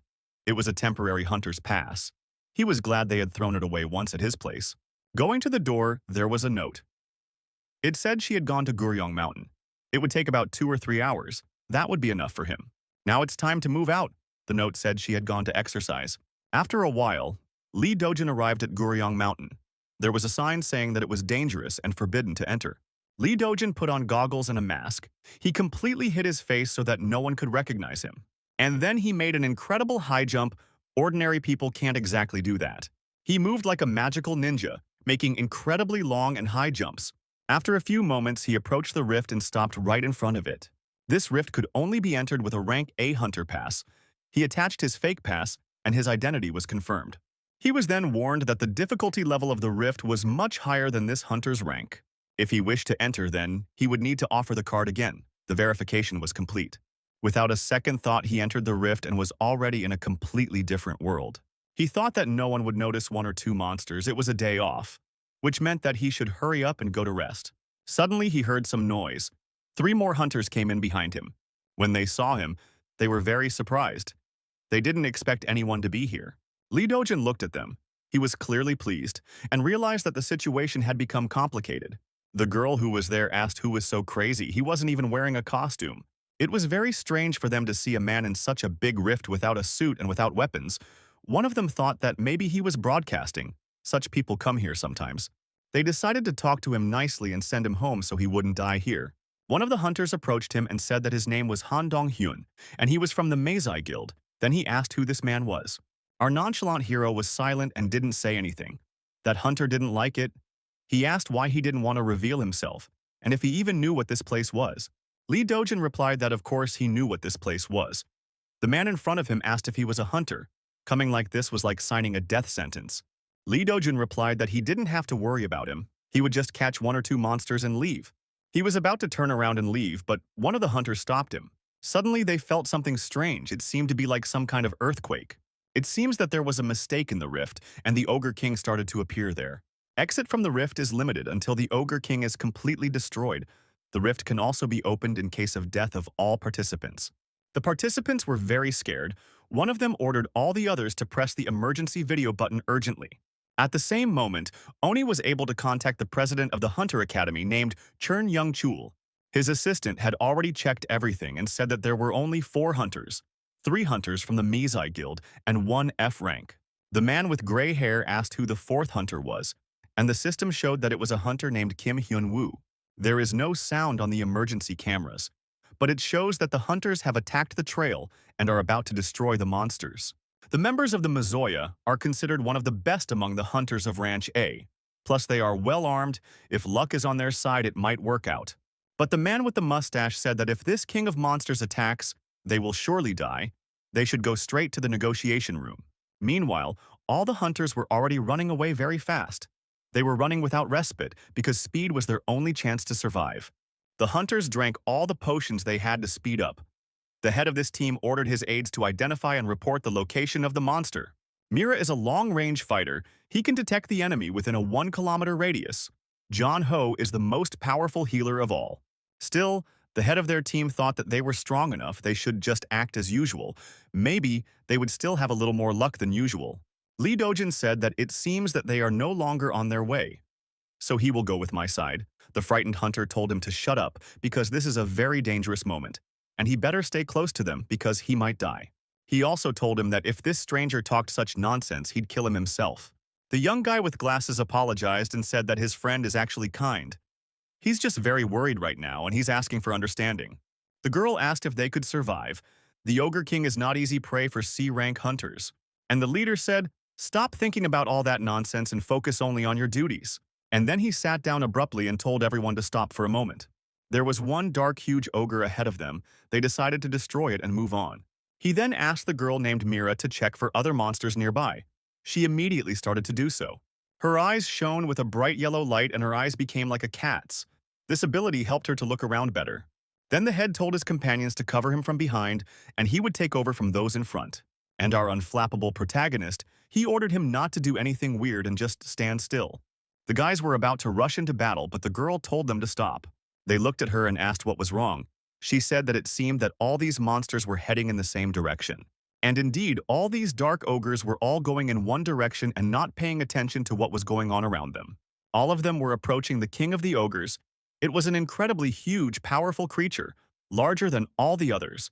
Seeing this huge king, Lee Dojin thought that it would be quite difficult. There were already a lot of ogres gathered around this huge king, more than 20 already, and they were still gathering.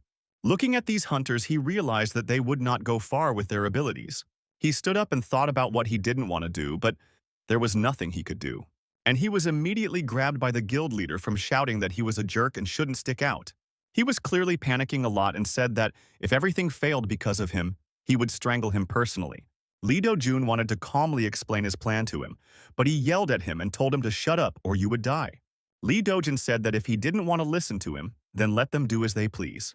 The guild leader said that if they keep piling up in one place, they should take them one at a time and then use Mira's sniper skills to take them out. They immediately started fighting the ogres. Their plan was to catch them one by one and destroy them.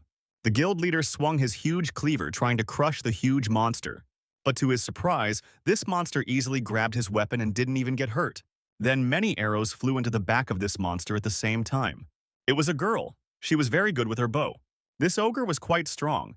Its skin was very thick, and even the bullets from the guy's gun didn't penetrate it. Then, that huge creature turned its attention to those who were shooting at it. The guild leader immediately seized the moment and immediately stabbed it in the legs with his huge sword. The ogre screamed and fell to its knees. Its legs were just severed. At the same moment, the guild leader jumped up and finished off this huge monster with his sword. When they were done with this monster, they had to start destroying the next one. The girl said that it wasn't easy, but the guy said that they had to go now. The guy with the glasses noticed that the man they met here had disappeared. They thought that his lifeless body was lying under a bush somewhere, but in fact it was quite the opposite. Our unflappable hero was calmly slaying crowds of ferocious monsters. And then, he carefully with a wand took out of them those crystals that he needed, because they are very expensive. He had already collected a lot of these crystals and decided that it was time to get out of here. But he can't go back, because the exit from the rift is limited until the Ogre King is completely destroyed. He realized that there was no time to waste and he had to catch the Ogre King, but again the same guy threatened him that if he didn't obey he would kill him. Then Lee Do-jun decided that he could take his time and let the one who kept calling him names sweat a lot. They fought for quite a long time, each of those who fought quite tired. Yet somehow they managed to destroy these huge mighty creatures. After destroying the next ogre, all the participants fell to the ground from exhaustion. The girl asked why these dark ogres were gathering together. The guild leader thought about the fact that they had destroyed 11 monsters, only 11 ogres and their strength was already running out. He was thinking that if they were able to destroy this Ogre King, they would be able to leave this place. But this is a pretty powerful creature and it might not even work. He was very angry. His companions called their leader by name and told him he had to see this. He turned around and saw that behind him was an incredibly large army of these dark creatures led by their king. Now all the guys thought that their end had come. The head of this group of hunters didn't understand when these creatures had even gotten together, but they had no choice. The guild leader ordered them to pull themselves together and be extremely careful. His plan was to slowly retreat back and catch these creatures one by one. He didn't know what to do anymore. There was nothing further to go, and no matter how hard he looked at it, this was the end. In a split second, the guy with the glasses was hit very hard by one of the orcs, and he flew off and hit a tree. That ogre came at them too fast. They didn't even have time to react. Then the king of those ogres roared so loudly that his evil roar could be heard for kilometers. The girl looked at him and thought about the fact that she had a very good breakfast today. Maybe it was because she was going to die today. The guild leader told her to run away and he would hold those things off, but the girl said she didn't even have the strength to run. But her head said she should listen to him and take Young-ho with her. The head would leave them those monsters behind. He would leave them behind. After that, he immediately rushed into battle. In fact, he had already almost resigned himself to death and threw himself into a whole crowd of those horrible creatures. But before he could strike a single blow, something chopped these creatures as if with a laser. The exhausted guy didn't realize what had just happened. He was even scared. And then he asked his companions what had happened, but the girl realized who it was. Near him stood our protagonist. He was completely unfazed and calm. The guild leader was so surprised that he forgot about his fatigue. He asked what did it mean. Lee Do-jun then used his power and put a force field on those guys. He ordered them not to come out of there. The guild leader realized that it was some kind of protective film. But was there anyone here capable of making a protective film of this size? One of these creatures was already trying to chop Lee Dojin with his axe. But all the mighty warrior had in his hands was just some small tree branch. He threw it with such force that it instantly tore off the upper body of that huge monster. The guys who were watching what was happening couldn't believe their eyes. The girl didn't know that ogres could explode. Immediately after, the other ogres rushed over. Their intentions were very serious, even though their opponent looked like a bug compared to them. Lee Dojin thought that since he was here, he should do it properly. Now he pulled out his sword that he had bought at a bargain sale for a cheap price. He calmly threw it upwards. He obviously knew what he was doing, and a huge ball of lightning formed in the air. The ground beneath everyone's feet began to shake. Some even fell to the ground. There was a terrible thunder. The noise was so unbearable that some people started covering their ears, and the bespectacled guy couldn't stand it at all. This thunder continued for a while. It became stronger and stronger. This sound was so loud that even glass objects started to burst. Lee Dojin, completely calmly as if he did this every day, began to wield that sword. Instantly, he slew a whole horde of those ogres. He simply chopped them apart. The head of that guild had never seen such a sword technique before. When Lee Dojin was done with the main army, he immediately pointed his sword towards the king. Very quickly and accurately, as if it was a laser, he chopped it apart. Such a powerful creature he killed with ease. After finishing, he simply drew that sword to himself. As always, he was absolutely calm and focused. When it was over, he was faced with a mountain of dead ogres. Finally, the Ogre King is destroyed. The rift is back to normal. Now we can go home. The boys looked at it all and didn't realize that it was all over. They had already said goodbye to life. But then something happened that they didn't expect. Lee Dojun immediately began to extract crystals from these dead bodies. The guy asked how this mysterious man managed to do it. Lee Dojun said that, "Let's assume that they killed the king of ogres, because he does not like when there are any complications." The hunter didn't understand why he was saying that. What was he talking about? Lee Dojun collected the crystals and replied that it was good for their reputation, and their value would increase. The hunter wanted to say something else, but Lee Dojun told him to do as he told him. After all, they owed him for saving them, didn't they? And this would be enough for him. Lee Dojun said goodbye and disappeared immediately. The hunters were puzzled. Did he just leave? The headhunter said he should have at least taken his card. The girl said it seemed too late. The girl also said that because of him, he would not come to them anymore, because he was always swearing at him. At the same time, people in the office were trying to figure out what was going on, why the camera stopped working, and they didn't understand what had happened. They were going over the same footage they'd captured several times. A man with gray hair asked them to scroll back to when the ogres appeared. On the big screen, they scrutinized the footage from the cameras that were on the suits of each hunter. They rewound the footage frame by frame and scrutinized every moment. People were trying to find something that could clarify the situation. Suddenly, they didn't notice this guy and the way he threw something up in the air like a sword. As they zoomed in, they saw that it was the hilt of a sword. Then they decided to watch it again. They heard that the guys who were videotaping had a headache and there was a lot of thunder. And every time at the same point on all the cameras, the footage was cut off in the same place. The gray-haired man asked his subordinates what the man's name was, and they told him his name was Kim Hyun-woo. He then ordered them to give him more information about him, but they couldn't tell him anything about him. The mustachioed man got angry and told them to stop mumbling and talk faster. But they explained to him that there was no information about him because the registration number, address, and the rest of it was all fake. Even his registration date is the 99th day, 99th month, and the year 9999. If there is no information, then we need to find it. This man came from the rift. 3 hunters were sent there and they must have seen him. They also say that no one saw him enter. It's all very strange. Who in their right mind would enter the rift? Now the head of the organization began to ponder. He thought that in terms of skills, this man was no less than rank C, the technique of transferring mana into the sword. This protective film is the application of a special skill. As far as he knew, there was no one with this style of technique among the hunters from the rank. Surely with this kind of ability, he would soon come out, because everyone who has the ability would be eager to show off their skills in all their glory. Then those people decided to wait for him to announce himself. They hoped that he would show up very soon. Finally, Lee Dojin returned home. At the same time, he saw his adopted daughter. Lee Dojin asked her where she had gone, and she had a full bag of groceries in her hands.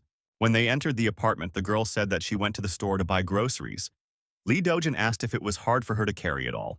The cute girl asked if he had eaten lunch yet. She would make lunch now.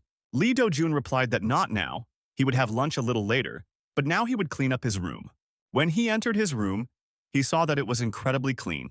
It was a pleasure to enter. He fell on his bed, thinking about the fact that he had been up since early morning and he didn't feel like doing anything. So now he remembered that there was something unfinished. He couldn't just lie there. He opened the nightstand where he had put all the crystals they had found. Now he had to sell them somewhere, so he began to think about where he could offer them, but the workshop would be suspicious, so it was no good. He had already sold one crystal, and after all the taxes were taken out, he received 250 million won. And he only sold one, so it turns out that those crystals are more valuable than he thought. That's good, but what about the other 9 crystals? Lee Dojin tossed them up the mountain. He thought about the fact that his head was really hurting right now. And then he fell back on the bed and all the crystals fell beside him. Now he is a millionaire. It was already evening. Finally, the foster father and foster daughter sat down to eat dinner. The girl said she made a lot of appetizers. If not enough, let her just say so. Lee Dojun handed the girl the receipts to pay. She was immediately shy. She didn't want to tell him when there, but he asked why she didn't tell him before. The girl replied that she thought he would hate her if she knew him. She was already grateful to him for letting her live here. Suddenly 50 million, she didn't want to cause trouble for such a kind man. Lee Dojin said it's a real hassle, and it's not in the contract. So it had to be added to the contract, and he immediately began to write this clause in the contract. The girl did not understand when he even had time to get the contract. He added another clause that said that the first one would assume all the costs of the second one's education. And then he told the girl to sign. Yoon-hee was very surprised. Lee Dojin had told her that he would wait until she signed, and he was very hungry now, and it would be good if she did it quickly. The girl's eyes filled with tears. She was immensely grateful to him. She didn't even know how to express her feelings. Lee Dojin smiled and said that Daddy was hungry, so she should sign faster.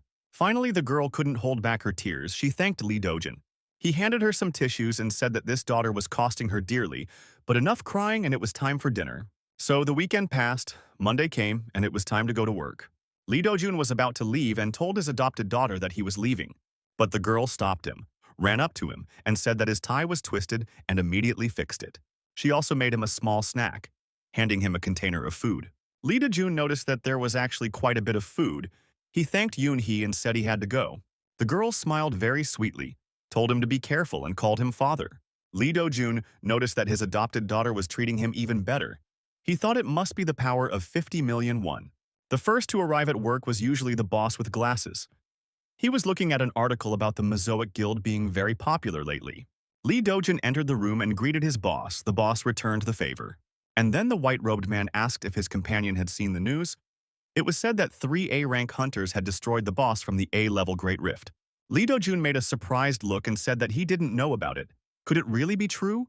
If it was a level A rift, then the boss was most likely a level C boss, and there were only 3 of them. There was no way it could be like that, but the other F-rank hunter had something.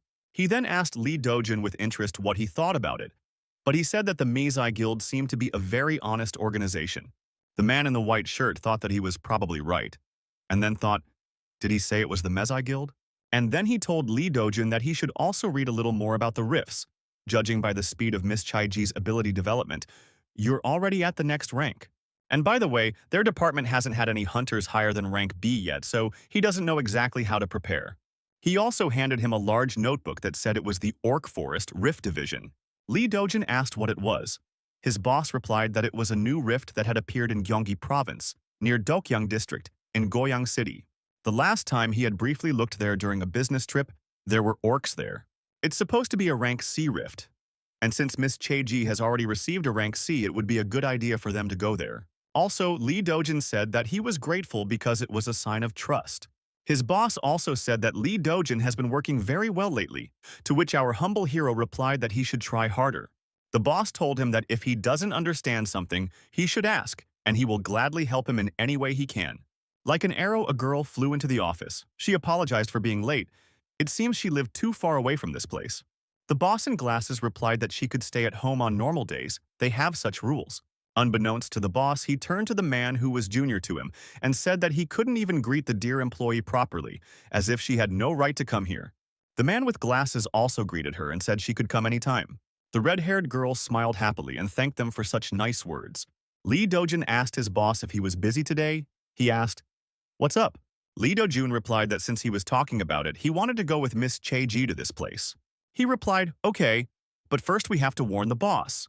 The boss replied to leave immediately. The girl got excited and said that the boss is the best. But first the boss stopped him and told him to give the huntress a treat to keep her satisfied and gave him a nice wad of money. And the first thing they did was to go and have a good meal. Chaeji thanked Lee Dojin for bringing me here. He replied that it was all thanks to her. After she got the rank of C, the attitude in the firm changed. The girl said that she didn't even notice it. Could it be because they treated her well in the beginning? Chaeji said that maybe Lee Dojin just likes the boss and decided to give him a treat. Lee Dojin replied that no matter how sad it is, it's impossible. 150,000 won is a lot of money for their boss. Although it's actually a drop in the bucket for our protagonist who has 200 million won. Well, it's time to go to the rift, especially since it's not far away. After a while, they approached the rift. There were already some hunters. It seems that many know about this rift. There were a number of Hunter Academy staff, and there were also a number of B-ranked hunters gathered there as well. Lee Dojin asked why there were hunters of this rank. The girl said that it was a common thing to hunt in the rift lower in level for safety. Lee Dojin noticed that the girl was worried and asked if it was true. She said it was true because it was her first time at the sea level. Plus she has to guard him. She remembered how that goblin rushed at him and almost killed him. This time, she was going to not make such a stupid mistake. Lee Dojin said that if she was worried about him, then I shouldn't do it because he wasn't fragile either. Chaeji said that if she gets into danger, then let him just run away. Lee Dojin replied that it won't happen. Her ability has already been confirmed long before the certification, and she had easily defeated the orc, so if she was careful, there would be no danger. He was very sure of that and told the girl to believe it too. She said she would try. Looks like the hunters are already looking for partners. We should go there too, the girl said. We should wait. Lee Dojun remembered that, when you think about it, you guys make a hell of a team. What cannot be said about their character? And their head was very fiery and worried a lot. Very quickly the girl changed her clothes, and she asked him what he was thinking about so intently. He looked at her and froze for a few seconds. She asked what was wrong with him. Didn't the outfit suit her? The manager asked her if she could choose her partners. What type would she prefer? For example, there's a tank that distracts monsters, or those who attract from a center distance. Chaeji seemed to have misunderstood him. She felt like he was trying to flip her away. Lee Dojin wondered why she thought that. What was she even talking about? Chaeji asked Lee Dojin about, didn't he say that he had no one else besides her? Was that a lie? The girl frowned and asked, does he really want to contract another hunter? Lee Dojin replied that even if he wanted to contract another hunter, it didn't mean that the contract with her would be terminated. The girl took offense, then she said that she didn't need anyone. She turned around and started walking towards the rift, saying that all she needed was to make money. Then she stopped and looked at the manager and said he should hurry up. Isn't he going to work today? Near this rift was the manager of the Hunter Academy's Rift Control Department. His name was Pyung-de-san. He stood there thinking that this was all very strange, the second day after the discovery of the rift. But the hunters who had gone around there still hadn't returned. But the team that went down on the first day came back after 8 hours. After that, 32 more hunters went in, but it looks like they are about to leave. Usually on average, the whole hunt takes about 8 hours. Especially in this rift, there is no food or resting place. It turns out that all those hunters are working there without rest. We should invest in the academy. Then this man stopped and thought about the fact that soon his shift would be over and let the other person in charge deal with it, which can only be a trainee. Suddenly, he heard someone talking to him. Someone said he was doing a good job and introduced himself. It was Lee Dojin. He greeted the person and introduced a hunter named Chaeji, told him that she worked in their department. The trainee scratched the back of his head and said that it looked like they were here to investigate the rift. Lee Dojin put his finger on the scanner to confirm his identity, that he was indeed from the rift department. The trainee recognized this girl. He asked if by any chance she was the huntress that turned down the Icarus Guild. The girl replied that she was. Lee Dojin asked if they could enter. The trainee replied that of course they could enter. Lee Dojun noticed that Chaeji was very popular. She said she was embarrassed enough. Only now did the trainee remember that he forgot to tell the trainee about the features of this rift. But they've already entered. He hopes nothing will happen. Lee Dojin heard the man behind her trying to say something, but he couldn't be heard. When they went inside the rift, they saw that there was nothing there. Lee Dojin started to do his job and registered the rift in the system. It's time to start mapping. We need to go through these neighborhoods and see what's here. Chaeji saw that not far from the rift, there were many people lying on rocks. They were exhausted and thirsty, but for some reason they were all sitting there. Lee Dojin said that it was time to go and find out what was going on here, and go to those people. When they started walking towards those people, One of the men thought there were more sacrificial sheep. He turned to them and said that they didn't even look like hunters. What business are they here for? Lee Dojin replied that he was from the Seoul Maria Fault Department and said in his name. The man who was sitting under the stone said that he seemed to have heard something about it. That rifts below the T's rank are envied by servants, but it's just a shell. Then our hero apologized and said, hereby the situation inside the rift? They found. There are many wounded people here, but why aren't they taking them outside? The man replied that they would love to get out, but they just can't. And he pointed his finger in the direction of the rift. Lee Dojin and Chai Ji turned around and saw something that made them very tense. It looks like this rift has stopped. If it was a glitch, it would be impossible to come in here. The girl said that it was a glitch. Lee Dojin asked what she meant. She said that if there were glitches in the rifts above rank B, then all of them, including rank B, would have a glitch. Rift breaking. This is a strange phenomenon that can occur in any rift as a feature. Chai Ji asked if the man could share information with them, and he said he would. That man said that there were 280 ordinary monsters, 3 champion monsters, and 1 most powerful boss left here. The girl thought that 280 monsters. This is quite a lot. The man explained that it was better for them to wait here as well. Also, they have been here for a few days now. The speed here would surely send skillful hunters from the academy. Lee Dojin thought that they would be able to destroy 280 monsters if they joined forces. But the man who was talking to them said that these two didn't seem to understand what kind of monsters were here. They said that they had heard that there were orcs here. The scarred man said that they thought so too. But that was until they went inside, and it turned out to be different. Lee Dojin and Chae-ji looked at that man with surprise. They wondered what kind of monsters were really here. If you go a little further, there are B-rank trolls. They are very powerful and ferocious beasts. The girl thought that she could still deal with orcs, but with trolls she didn't know what would happen. The scarred man said that trolls are much stronger than orcs. Now they understand why all these people are sitting here. Trolls can't be killed with a few minor wounds. They have the ability to regenerate, so you have to strike a fatal blow at one time. But the biggest problem is that the girl is not sure if she can keep the manager safe. She told him they'd better go the other way because it's too dangerous. Lee Do-jun thought it was a good chance to change weapons. Lee Do-jun asked the girl if she was sure he was safe. Would she agree to hunt? The young huntress replied that, if that's the case, she wouldn't mind. And then suddenly someone approached them. The names of those people were Park Sung-min, Jae Ho-jun, and Kang Tae-sung, and they were quite famous hunters. The guy in the cap said that if one thought of entering the B-rank rift from the beginning, there were no obstacles. The man in armor said for them to follow him, because he couldn't let a government worker die. And then he asked the manager what was he thinking when he came in here without armor. But Lee Do-jin just ignored him, and the man in armor didn't like that. Then our hero said that there are 3 trolls 30 meters ahead. They need to prepare for battle. The man in heavy armor thought, what is he talking about? Where did the trolls come from? His armor looked like medieval armor. He had a large wood and a very powerful shield. The trolls didn't wait long. They immediately rushed to attack and tried to crush that man. These creatures rushed at the hunter and started attacking him. He kept deflecting their blows. And then he realized that they were not ordinary guys and decided to start attacking them too. During the time they were trying to hit him, he felt their level of strength and realized how to deal with them. This was a pretty strong man. Like a tank, he could ram these huge monsters. At the same time he was giving orders to the members of his team, the guy immediately took aim. He aimed his arrow at the chest of this monster and placed a mark that reduced its defense ability. And then he immediately fired his bow at the point he had marked in the air. The huge creature roared and broke the arrow that was sticking out of its chest. Then the guy in the cap pointed a lot of those marks at him, took aim, and attacked. He released all his arrows very quickly. It was 20 arrows. This time it would sting a bit. All the arrows hit the target. The troll started to pull the arrows out of his body. The guy was very surprised. How can this be possible? Because he was supposed to die after this. The situation is getting complicated. After the troll pulled the arrows out of his body, he immediately rushed at the guy with the bow. At the same moment, the girl quickly outpaced this monster with her sword. She intercepted this creature's attention to herself and started attacking it with her sword. The girl struck him many blows with her weapon. The troll had no time to repel her attacks. After a series of unexpected blows, the monster was disoriented. The troll closed his eyes. If only he did, the girl immediately and very quickly blew its head off. Finally, she stopped to take a little breather. The guy behind her said they were very well suited for each other. The healer, who was helping the man in heavy armor, told the guy to think only of the battle. The guy in the cap got indignant and said that he didn't say anything like that.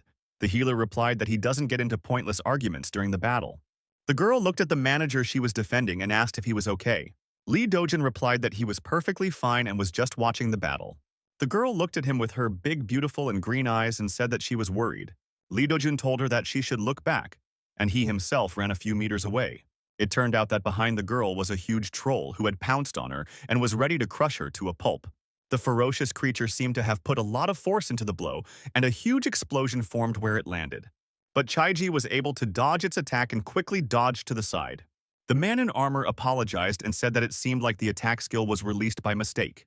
The young huntress thought that it would be very dangerous if the manager was hit by this attack. She concentrated and said that she would kill anyone who got in her way and not make any more of these mistakes she made. The green-eyed girl grabbed her sword fast and tight. She was ready to use it. Then the girl rushed as fast as a cheetah towards her opponent. She was now focused on killing. She abruptly drew her sword from its sheath and immediately began to attack. Even the huge troll was shocked by such incredible determination. The red-haired girl immediately stabbed him several times in the chest, and then bounced back as Lee Dojin had taught her. She had learned this lesson very well. She managed to wound this huge troll. He even grabbed his wound. After that, it roared, but it did it in a special way. Everyone looked at this troll. They didn't understand what had happened to him. But when they looked around, they realized that he had summoned other creatures like him to help him. These fierce creatures rushed at the hunters, and it was obvious from their appearance that they were ready to tear them to shreds. Now the hunters were frightened. They saw that these creatures were a herd of them. They had to run. The girl looked and saw that there were 9 monsters, but she was determined and said that she would not let anyone live. The top-ranked hunters were very surprised. They didn't expect such determination from a young huntress. A whole herd of huge creatures like huge gorillas approached the young hunter. The other hunters did not understand what to do now. They tried to persuade her to come back, because they were all going to die. The young guy in the cap noticed that the girl had used some special technique. Her sword was showing aura. It was a special technique that few people could use. Lee Dojin sat behind a rock and pretended to be a helpless man while he watched the events unfold. The hunter in huge armor said that it didn't matter if it was sword aura or something else. Either way, it was suicide. And there were probably monsters nearby. The young guy with the bow believed that he too could defeat these things. He said they could do it and told everyone to follow him. The trolls looked like they were carved out of stone. Their bodies were made to tear flesh. The young girl prepared to attack. She concentrated, and already in her head she had a plan of how she was going to deal with them. Finally, these creatures approached very quickly. The girl immediately jumped into the crowd of these monsters. One of the trolls was the first target. He rushed at her, screaming, trying to scare her. But the girl screamed at that moment too. There was a huge explosion at the place where they met. The hunter and monster deathmatch began. The other hunters stood and watched in horror. They thought she was crazy, but still they decided to cover her up because they can't leave this girl behind. Meanwhile, Yoon-hee had no idea what was going on with her foster father. She calmly prepared the food and put everything in its place. She really appreciated order. While she had free time, she had prepared a lot of appetizers because she knew that Lee Dojin liked them very much. Now that she was done with the snacks, it was time to start cleaning. She cleaned every day, thoroughly washing and vacuuming everything, and she did it all with joy. The young girl was very grateful to her foster father for taking her in and paying her tuition. She cleaned the whole house and decided that her father's room should be cleaned too. She entered his room and started vacuuming as well, but something caught her attention. The girl looked at the shelf where there were books and some pictures. One of them was quite unusual. It stood out from the rest. The girl thought that there was nothing to be surprised about. He had only recently learned to use hot water. Memory loss is a terrible thing. It was a book about 50 ways to be a good father. The girl thought, what a strange book he was reading. Turns out he was reading it very carefully. There were a lot of underlined lines. And then she weakly thought that now was not the time for that and she should do some cleaning. Yoon-hee was thinking about finishing school quickly, becoming a huntress and paying him back 10 or even 20 times more. She noticed a black bag under one of the nightstands but thought it was a garbage bag. When she pulled the bag out from under the nightstand, she realized it was something else. Looking at what was in the bag, she saw a huge crystal. Why was it in a garbage bag?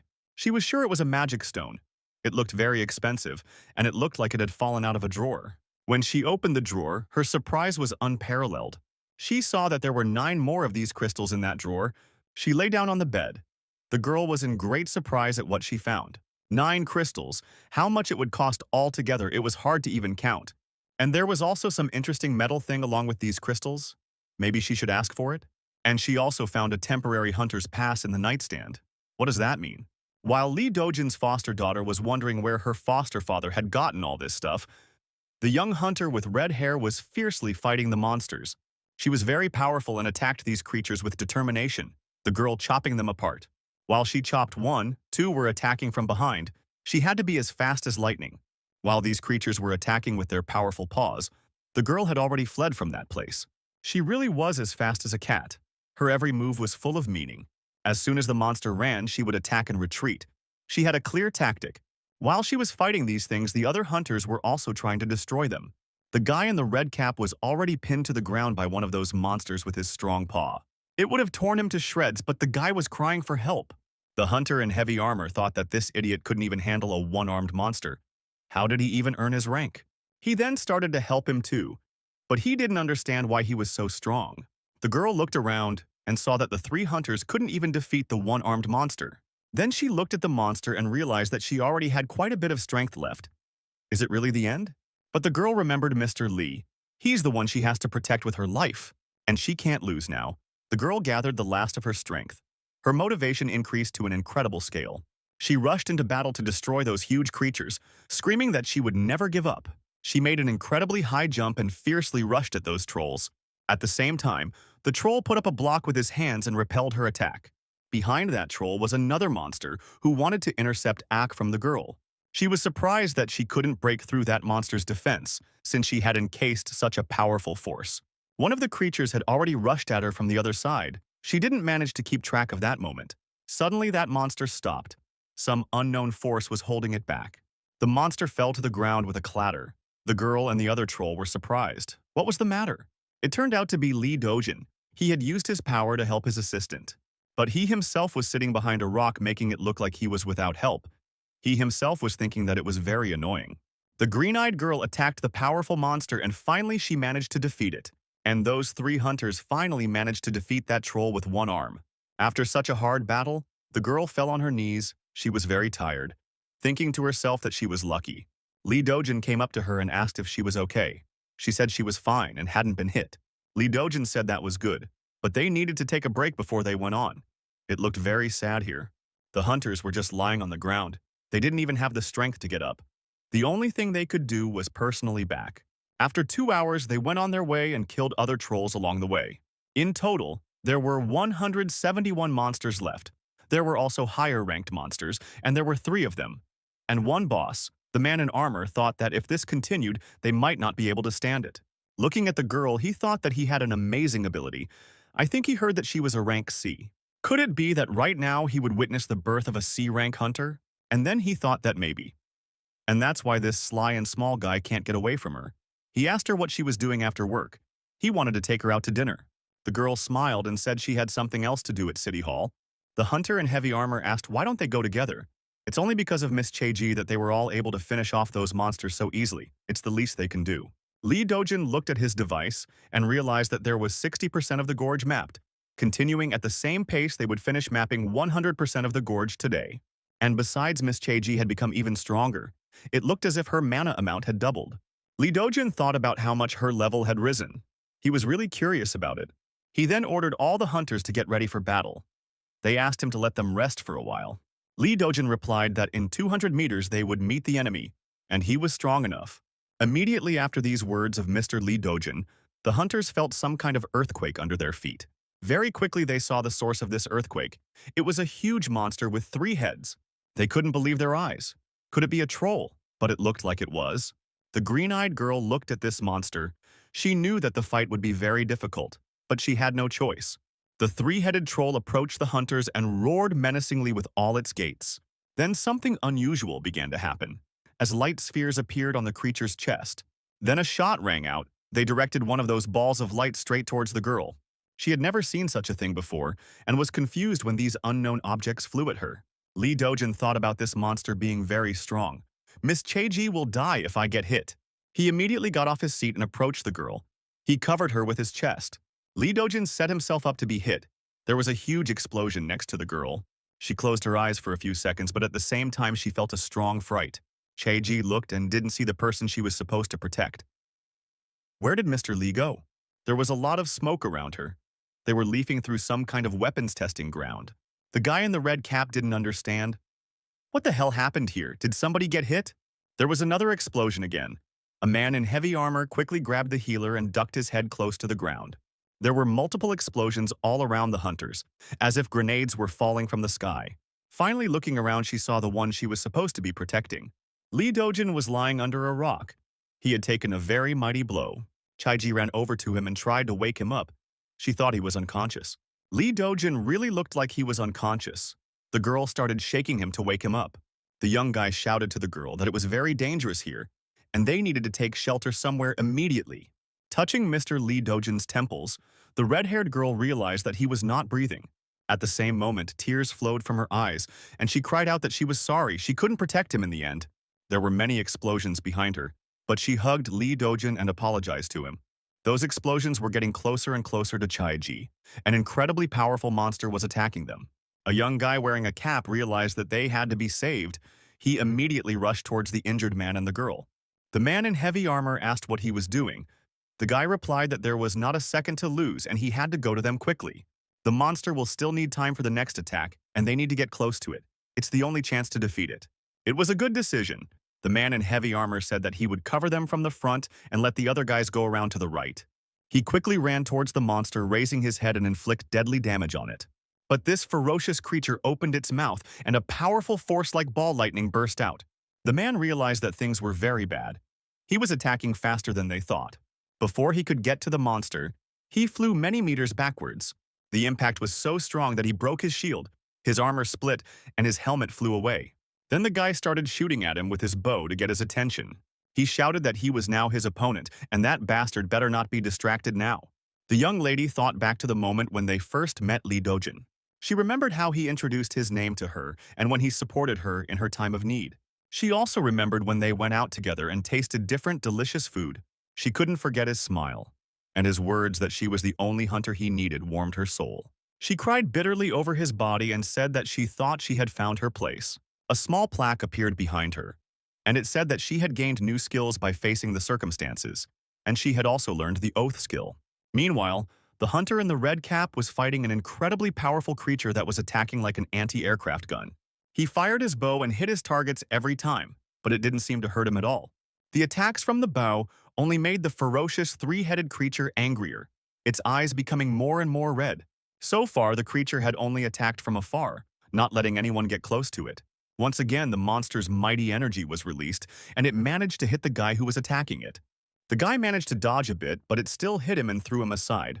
He was very unlucky because he fell backwards on some rock and hurt his back very badly. The man in armor was already resigned to his death. He told the guy to just die.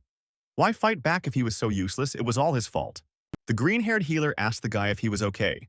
The guy said he was ashamed of what a loser he was. Only now did Chaiji realize that she had reached rank S, her new skill linking oaths to a chosen target as a master. The blessing of the oath is active when she is within 500 meters of the master. However, if the master is killed by the enemy, then the hunter receives a severe punishment. So far, she didn't have a master, but she could choose one. She realized that if she could choose a master, it could mean that Lee Dojin was still alive. Then the girl decided to try it after all. She took Lee Dojin's hands. Then she concentrated, and magical bracelets appeared on their hands to bind them. Thus, the girl chose her master. She felt that the blessing of the oath had been activated. Meanwhile, the man in heavy armor grabbed his head and ran away quickly. He still had no hope of surviving. He shouted to the healer to hurry up because he was going to die. The healer was trying to heal him. He asked to be covered up and rest a bit more. He didn't seem to have any pride at all. Chaiji appeared in front of them. She shouted to the hunters that Mr. Lee Dojin was still alive and she was leaving him to them.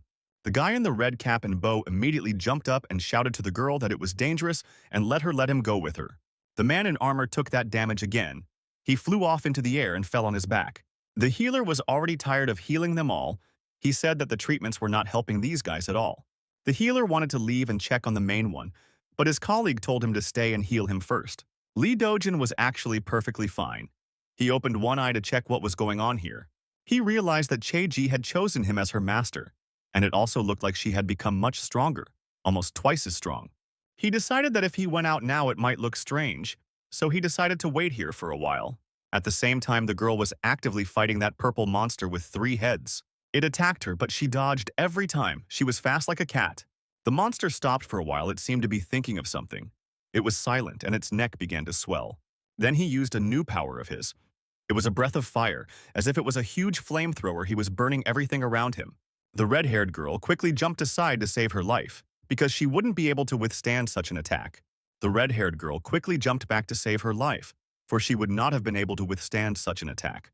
In a split second, she saw that the huge monster was approaching her so fast that it was ready to crush her with its huge foot. At that moment, the guy in the red cap released his arrows in the direction of that monster. He shouted that he would aim at that monster's back and let the girl not worry and just continue the battle onward. The huge troll attacked him, but the guy managed to bounce aside. It looked stupid on his part, but still, he helped the girl. While the monster was distracted by the guy, the girl realized that this was her chance, and she immediately attacked the monster's arm. Green blood spurted out of the purple troll's arm, and he roared in pain. Then, he quickly hit the girl, but she managed to block and repel his attack. Pulling back a little further, she realized it was time for her special attack. She gathered all her strength and aimed her weapon at her opponent. Now she was determined to chop him into pieces. Lightning fast, she headed towards him and once again struck him hard in the shoulder. She was incredibly fast, and the monster didn't even have time to see her attack. She was immediately behind his back. The girl already knew how to act. Being behind his back, she immediately attacked his back. Cheji attacked it very quickly and accurately. She chopped it like a blender. But this monster had a very hard skin that was very difficult to chop. The monster turned towards the girl and wanted to hit her with a U-turn, or at least catch her.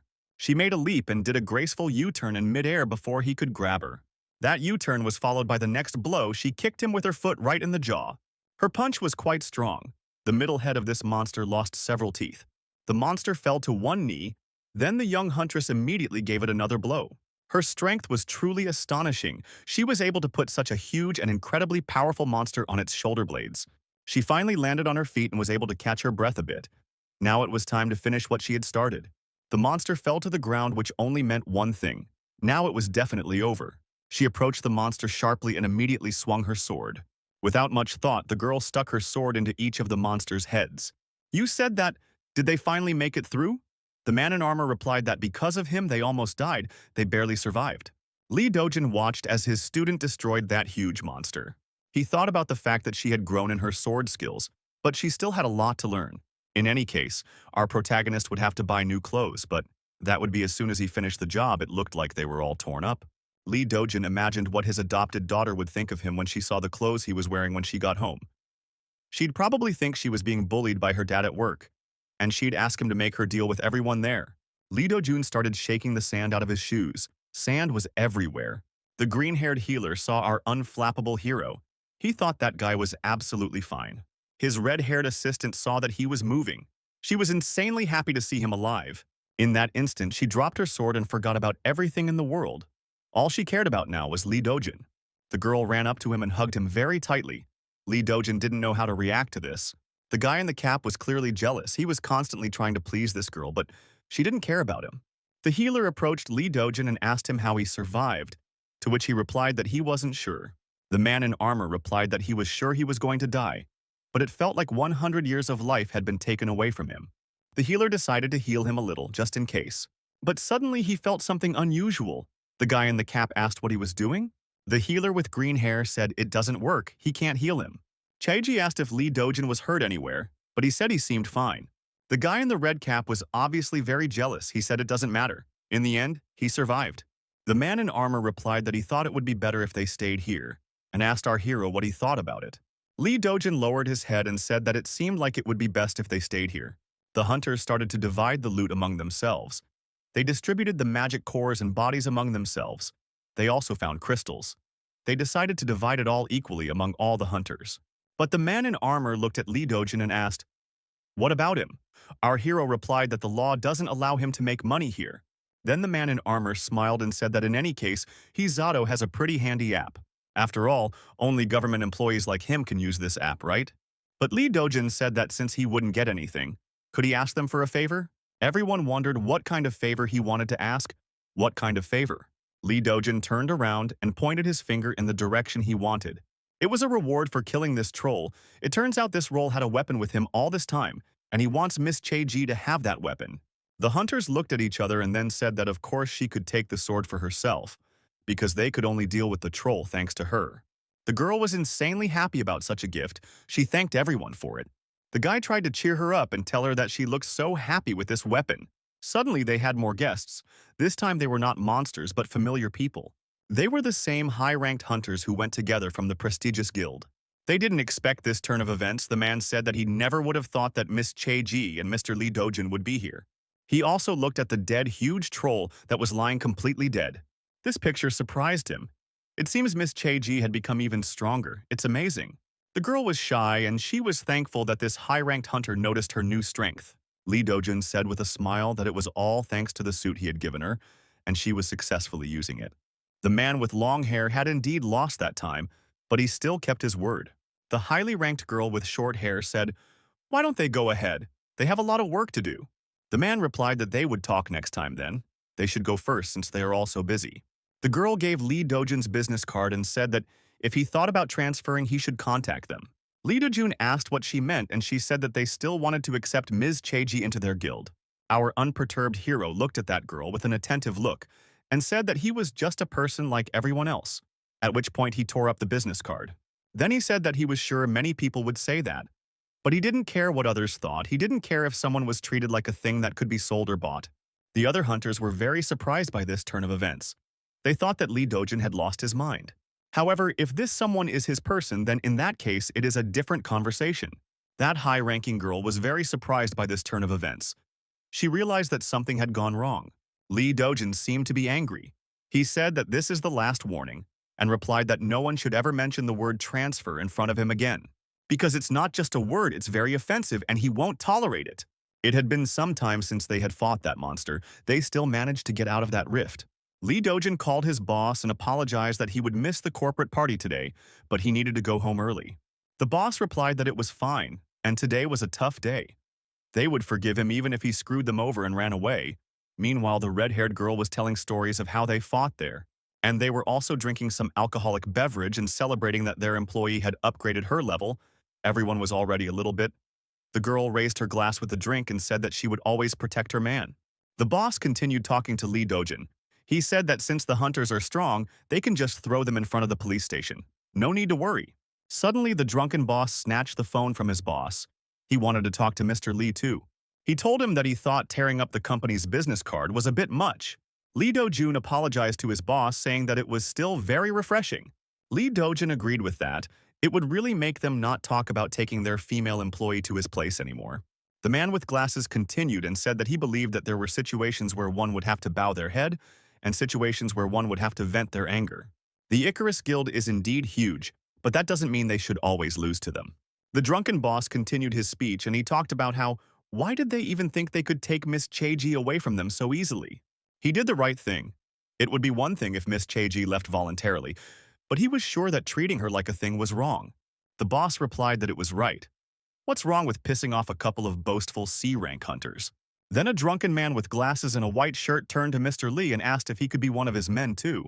Lee Dojin didn't know how to respond to his boss's drunken ramblings, but then the boss intercepted the phone and said that it was better to save these conversations for later for now. And now it was better for everyone to have a drink together. Lee Dojin said then they would see them tomorrow. Now he had to go. He finally managed to turn off that call and breathed a sigh of relief. He was amused to hear his drunken co-workers. Lee Dojin went home.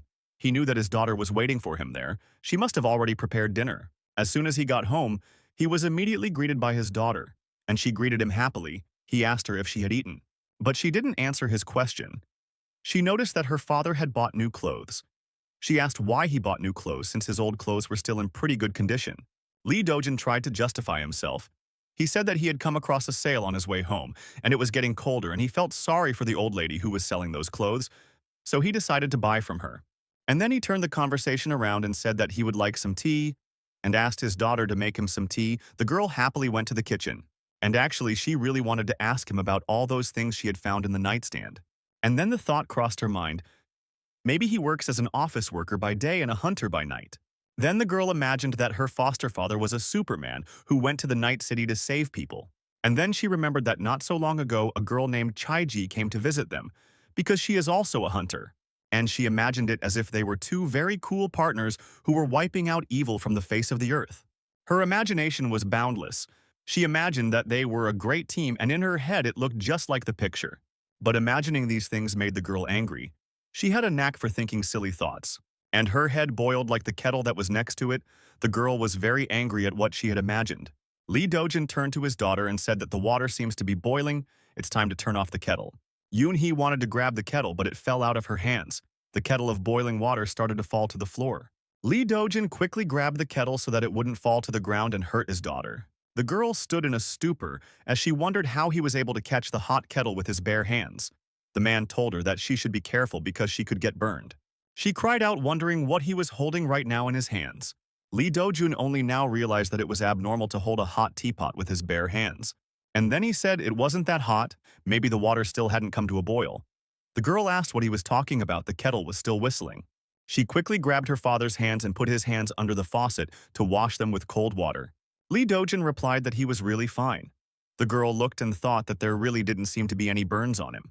Yoon-hee then lowered her eyes to the ground and said that it was her fault and apologized. It was her slip-up. Lee Do-jun said it's no big deal and she shouldn't worry. She seems to be thinking about something. He wanted to know what? The girl replied that she wasn't thinking about anything. And then she remembered that there was something after all. The young lady ran into the room and immediately ran out of there with some small paper. She handed the paper to her father to read what was written on it. He looked at it and saw that it was an information flyer. She said that she just wanted him to know that it was nothing important. So he doesn't have to come. She knows he's very busy at work and especially on these weekdays too. Lee Do-jun thought about the fact that next Monday he might as well come. Yoon-hee was very happy. She thanked Lee Do-jun and called him daddy. The hunters couldn't believe. Really, did he tear up the business card right in front of Han Min-ji's face? Usually this guy is pretty rude. The highly ranked hunter asked the guy in the cap. But why did the guy come all the way here just to inform him about it? Even Min-ji didn't tell him anything. The offended guy said for his interlocutor to please punish that Lee Do-jun, because he is terribly annoying. The next day, when Lee Do-jun arrived at work, he went straight to his boss. He went up to him and apologized. The boss asked him what he needed. Lee Do-jun replied if his boss would mind if he worked half a day in the afternoon next Monday. The boss asked why he wanted to do that, and his subordinates replied that it was personal. The boss then asked, is it really something that can't be discussed? Lee Do-jun said yes. The boss thought it was difficult since Hyuk-soo is also going on a business trip on the same day. Lee Do-jun asked which business trip they were talking about. Boss said, did Lee Do-jun remember the training camp that was next Monday? They sent an official note requesting the participation of all nearby organizations, so they can't ignore it. That's why the boss decided to have Hyuk-soo attend the entrance ceremony at the Hunter Academy for them. They wanted him to focus on Miss Chae-ji, so they didn't ask him. Our hero replied that he understands, and he's taking his words back. The boss said that if it's something urgent, he'd better hand over the approval notice. It's unlikely that their departments won't tolerate the absence of both employees. Lee Do-jun replied that there was no need to worry about that. The boss replied that fine then, and he could go back to work. At lunchtime, Lee Do-jun went out to eat with Hyuk-soo. Lee Do-jun said that he heard that his contact was going to attend the entrance ceremony of the Hunter Academy. The man with glasses asked how he knew. He said that from 8 a.m. to 2 p.m. he would be there. The office he would return in the afternoon. Lee Do-jun asked, can he go instead? He had a good reason. The man with glasses asked why it was so important to him. Could he talk more about it? After a while of talking, Lee Do-jun revealed that he had a daughter. The man was very surprised. He explained that it was complicated, but that was the way it was. And now he asked to keep it a secret from the others. His boss asked how old he was. Lee Do-jun said he was 26. Then I'm even more surprised, but his daughter is 17 years old. Is he married? Lee Do-jun replied that he is not married and she is not his biological daughter. Hyuk-soo was even more confused. He didn't even know what to ask next, but realized it was better to stop right now. Then they would head back to the office. His boss asked if Ms. Chae-ji knew about this. Lee Do-jun replied that she knows everything. After all, she was at their house, so they know each other. But why is he asking? Hyuk-soo asked if Ms. Chae-ji said anything. Lee Do-jun said nothing. Given the circumstances, he should still go. His boss said he'll be sure to tell the chief. And of course, he would keep his situation a secret. Lee Do-jun replied that he was very grateful for that. Finally, it was Monday, the very day. At the entrance of the huge room, there was a sign saying that they were happy to welcome their new students. When Lee Do-jun entered the grounds of this academy, he looked around and thought, why is this school so expensive? While he was looking around, he heard a group of people running up to a man. One of them shouted that it was Han Min-ji. The people who were there recognized that highest-ranked hunter. Some parents asked for her autograph and said that her child also went to this school. But the girl with short hair said that she was in a hurry, so she had to refuse now. Lee Dojun thought about this kind of people attending this kind of place. He didn't even expect it. Lee Dojun didn't want to be seen by her. He realized that meeting her wouldn't do any good, so he immediately turned his face away, pretending he couldn't see her. But the girl did see him. A smile spread across her face and she called out to Mr. Lee. He clearly was not happy about such a meeting, but still our unflappable hero, this girl. She ducked her head. I'd like to apologize for last time. She explained that she had been very agitated then, and hurriedly said a lot of unnecessary things. This whole situation was seen by the people around. They thought that if this girl was apologizing to him, it meant that this person was even more important than her. It probably meant that he was also of S rank. She really felt guilty in front of her. She was still standing in front of him, not in her head, and saying that Mr. Lee was right, and she was apologizing to him for being so impertinent. This lady continued and said that she wanted to assure him that she didn't want to cause a negative reaction. Lee Dojun well felt some awkwardness. He asked the girl to get up after all everyone is watching. She looked up and he said that he too had to confess that he was cruel and apologized. The lady who apologized agreed with him. Lee Dojun felt a strange sensation. He felt as if he had been tricked, and the people behind him looked at him with displeasure. They didn't understand. How could he look down on Han Min-ji? Does he want to die? Then his companion handed him some small card with an emblem on it. Lee Dojun asked what it was and why it was there. The girl replied that it was a reminder of their peaceful intentions. It had nothing to do with Ms. Che-ji. She smiled sweetly and was accommodating. Lee Dojun asked that there still doesn't understand what it is. The girl replied that he should just take this card. With this card, he would be able to contact her anytime if he needed help, as she said it was a reminder. Lee Dojun smiled and thanked her. She replied that it's let such. And why don't they both go inside? The event will start soon. Lee Dojun replied that they will see each other again. The entrance ceremony would start soon. Everyone present was invited to go inside. The prospective students were asked to stay in the designated area. Among those students was that red-haired girl. She was smiling and completely calm. Han Min-ji thought that this feeling that Lee Dojun evoked was very unusual, and she wasn't wrong. It was a feeling that couldn't be summoned by an ordinary person. He seems to be hiding his true nature. It was obvious to the high-ranking huntress. She decided she just had to wait and see what would happen. One day he would enter their world. Lee Dojun looked around and thought about where Yoon-hee was. He finally saw his adopted daughter. He finally found her and smiled. To think he could find her in this crowd, isn't that what it means to be a father? Finally, the ceremony began. They introduced the honored guest who had honored them with his presence despite being very busy. It was the president of the Hunter Academy, Mr. Jong Ye-chul. Then they introduced Miss Han Min-ji from the Icarus Guild. Our hero was thinking that Yoon-hee wanted to eat ribs today. I wonder if there was a good restaurant nearby. Then he heard the students taking their oaths. First is as a member of the Mountain National Hunter Academy. And something else there. Our Lee Dojun didn't really listen to it. He was standing beside two moms who were talking to each other. He overheard their conversation by chance. She was saying that this girl who was now taking the oath is the younger sister of that very sword emperor. It's incredible. The sister of the first among the C-ranked. Also, they didn't talk about what they heard about her, that she herself is A-ranked. It's the same to be a hunter already. Lee Dojun looked at that girl and thought, are they really talking about this little girl? He remembered the words of his adopted daughter who told him that he should treat her well because she would become very famous. After a while, they were already completing the induction ceremony of the National Academy. As they started to leave that huge building, Lee Dojun was looking at his phone. His daughter came up to him. Yoon-hee smiled and said that it took a long time. Lee Dojun said, what kind of entrance ceremony is this that lasts 2 hours?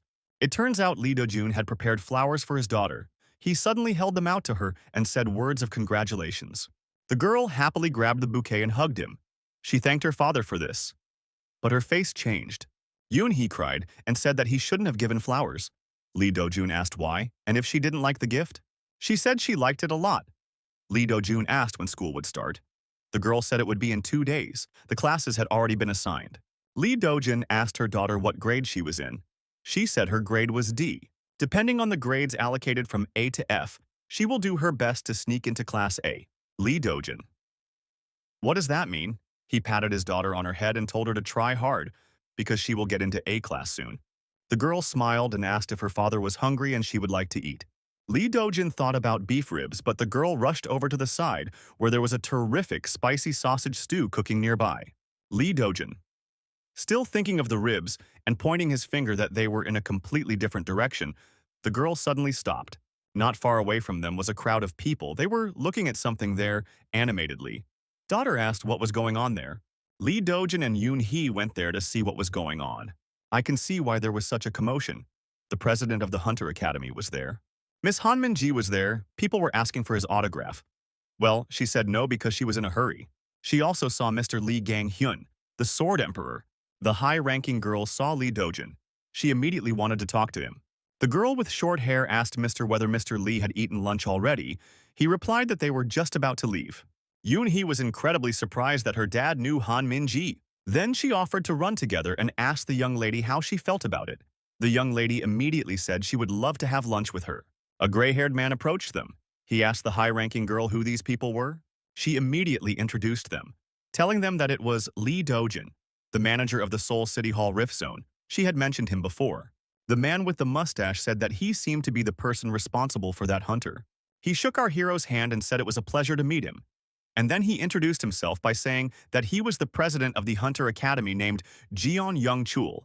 Lee Dojun reciprocated him and introduced himself too. He introduced himself as the zone manager of Seoul City Hall. A high-ranking girl approached Yoon Hee and asked him if she was his younger sister. But he replied that it was his daughter. Lee Dojun said this and realized that there would be misunderstandings now. Han Min-ji asked Yoon Hee what her name was. The girl said her name.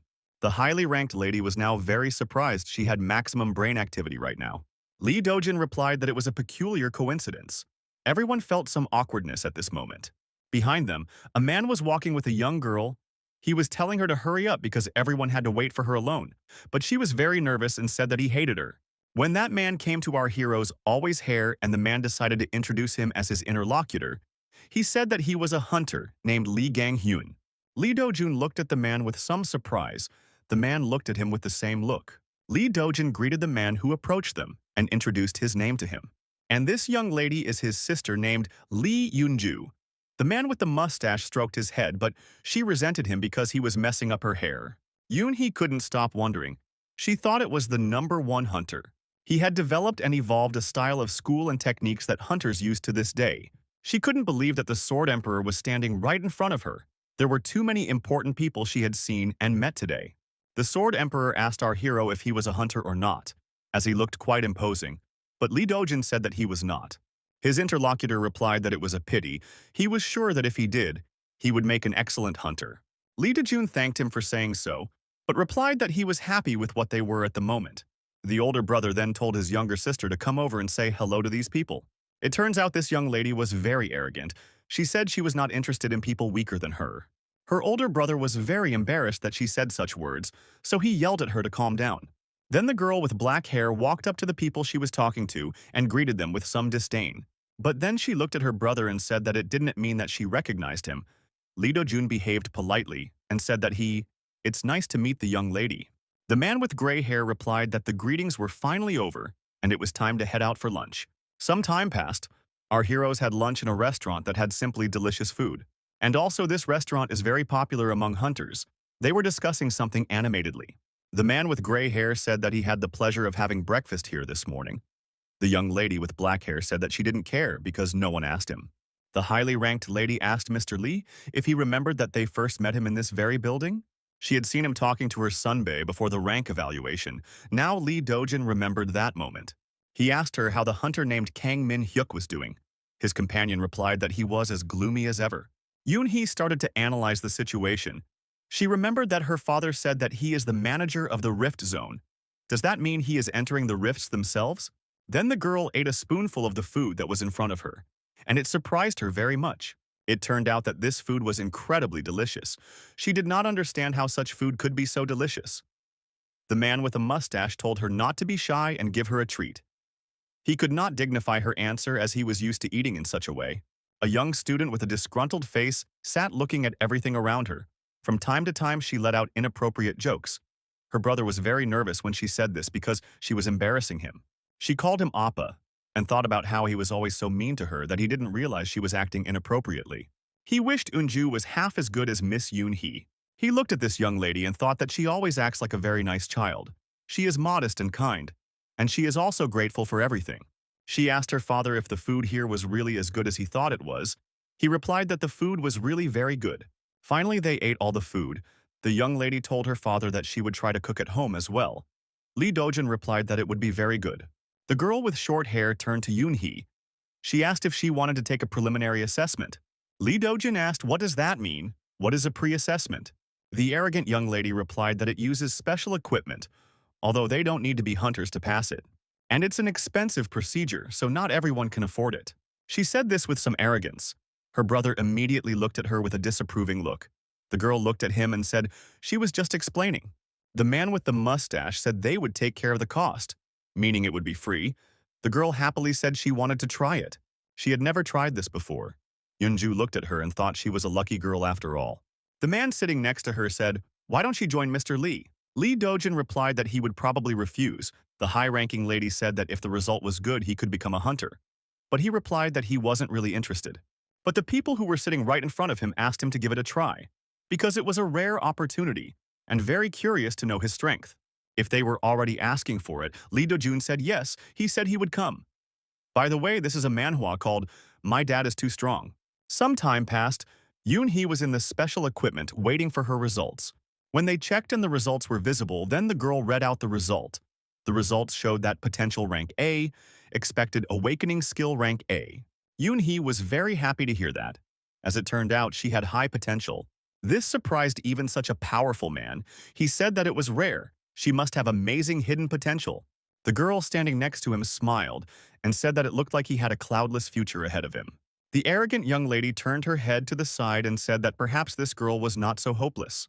Yoon-hee happily thanked the student who was standing beside her for saying that. The arrogant young lady wondered why this girl was always smiling like an idiot. Now it was Lee Dojin's turn. Everyone was eager to see what kind of results he would get. The arrogant young lady said that it was a waste of time and it would be better to go and have a cup of coffee or something. Her brother and the gray-haired man looked at the girl with a disapproving look. She again resented what they wanted from her. Our protagonist went to do this test. He thought it was very tedious, but no one realized yet what was about to happen.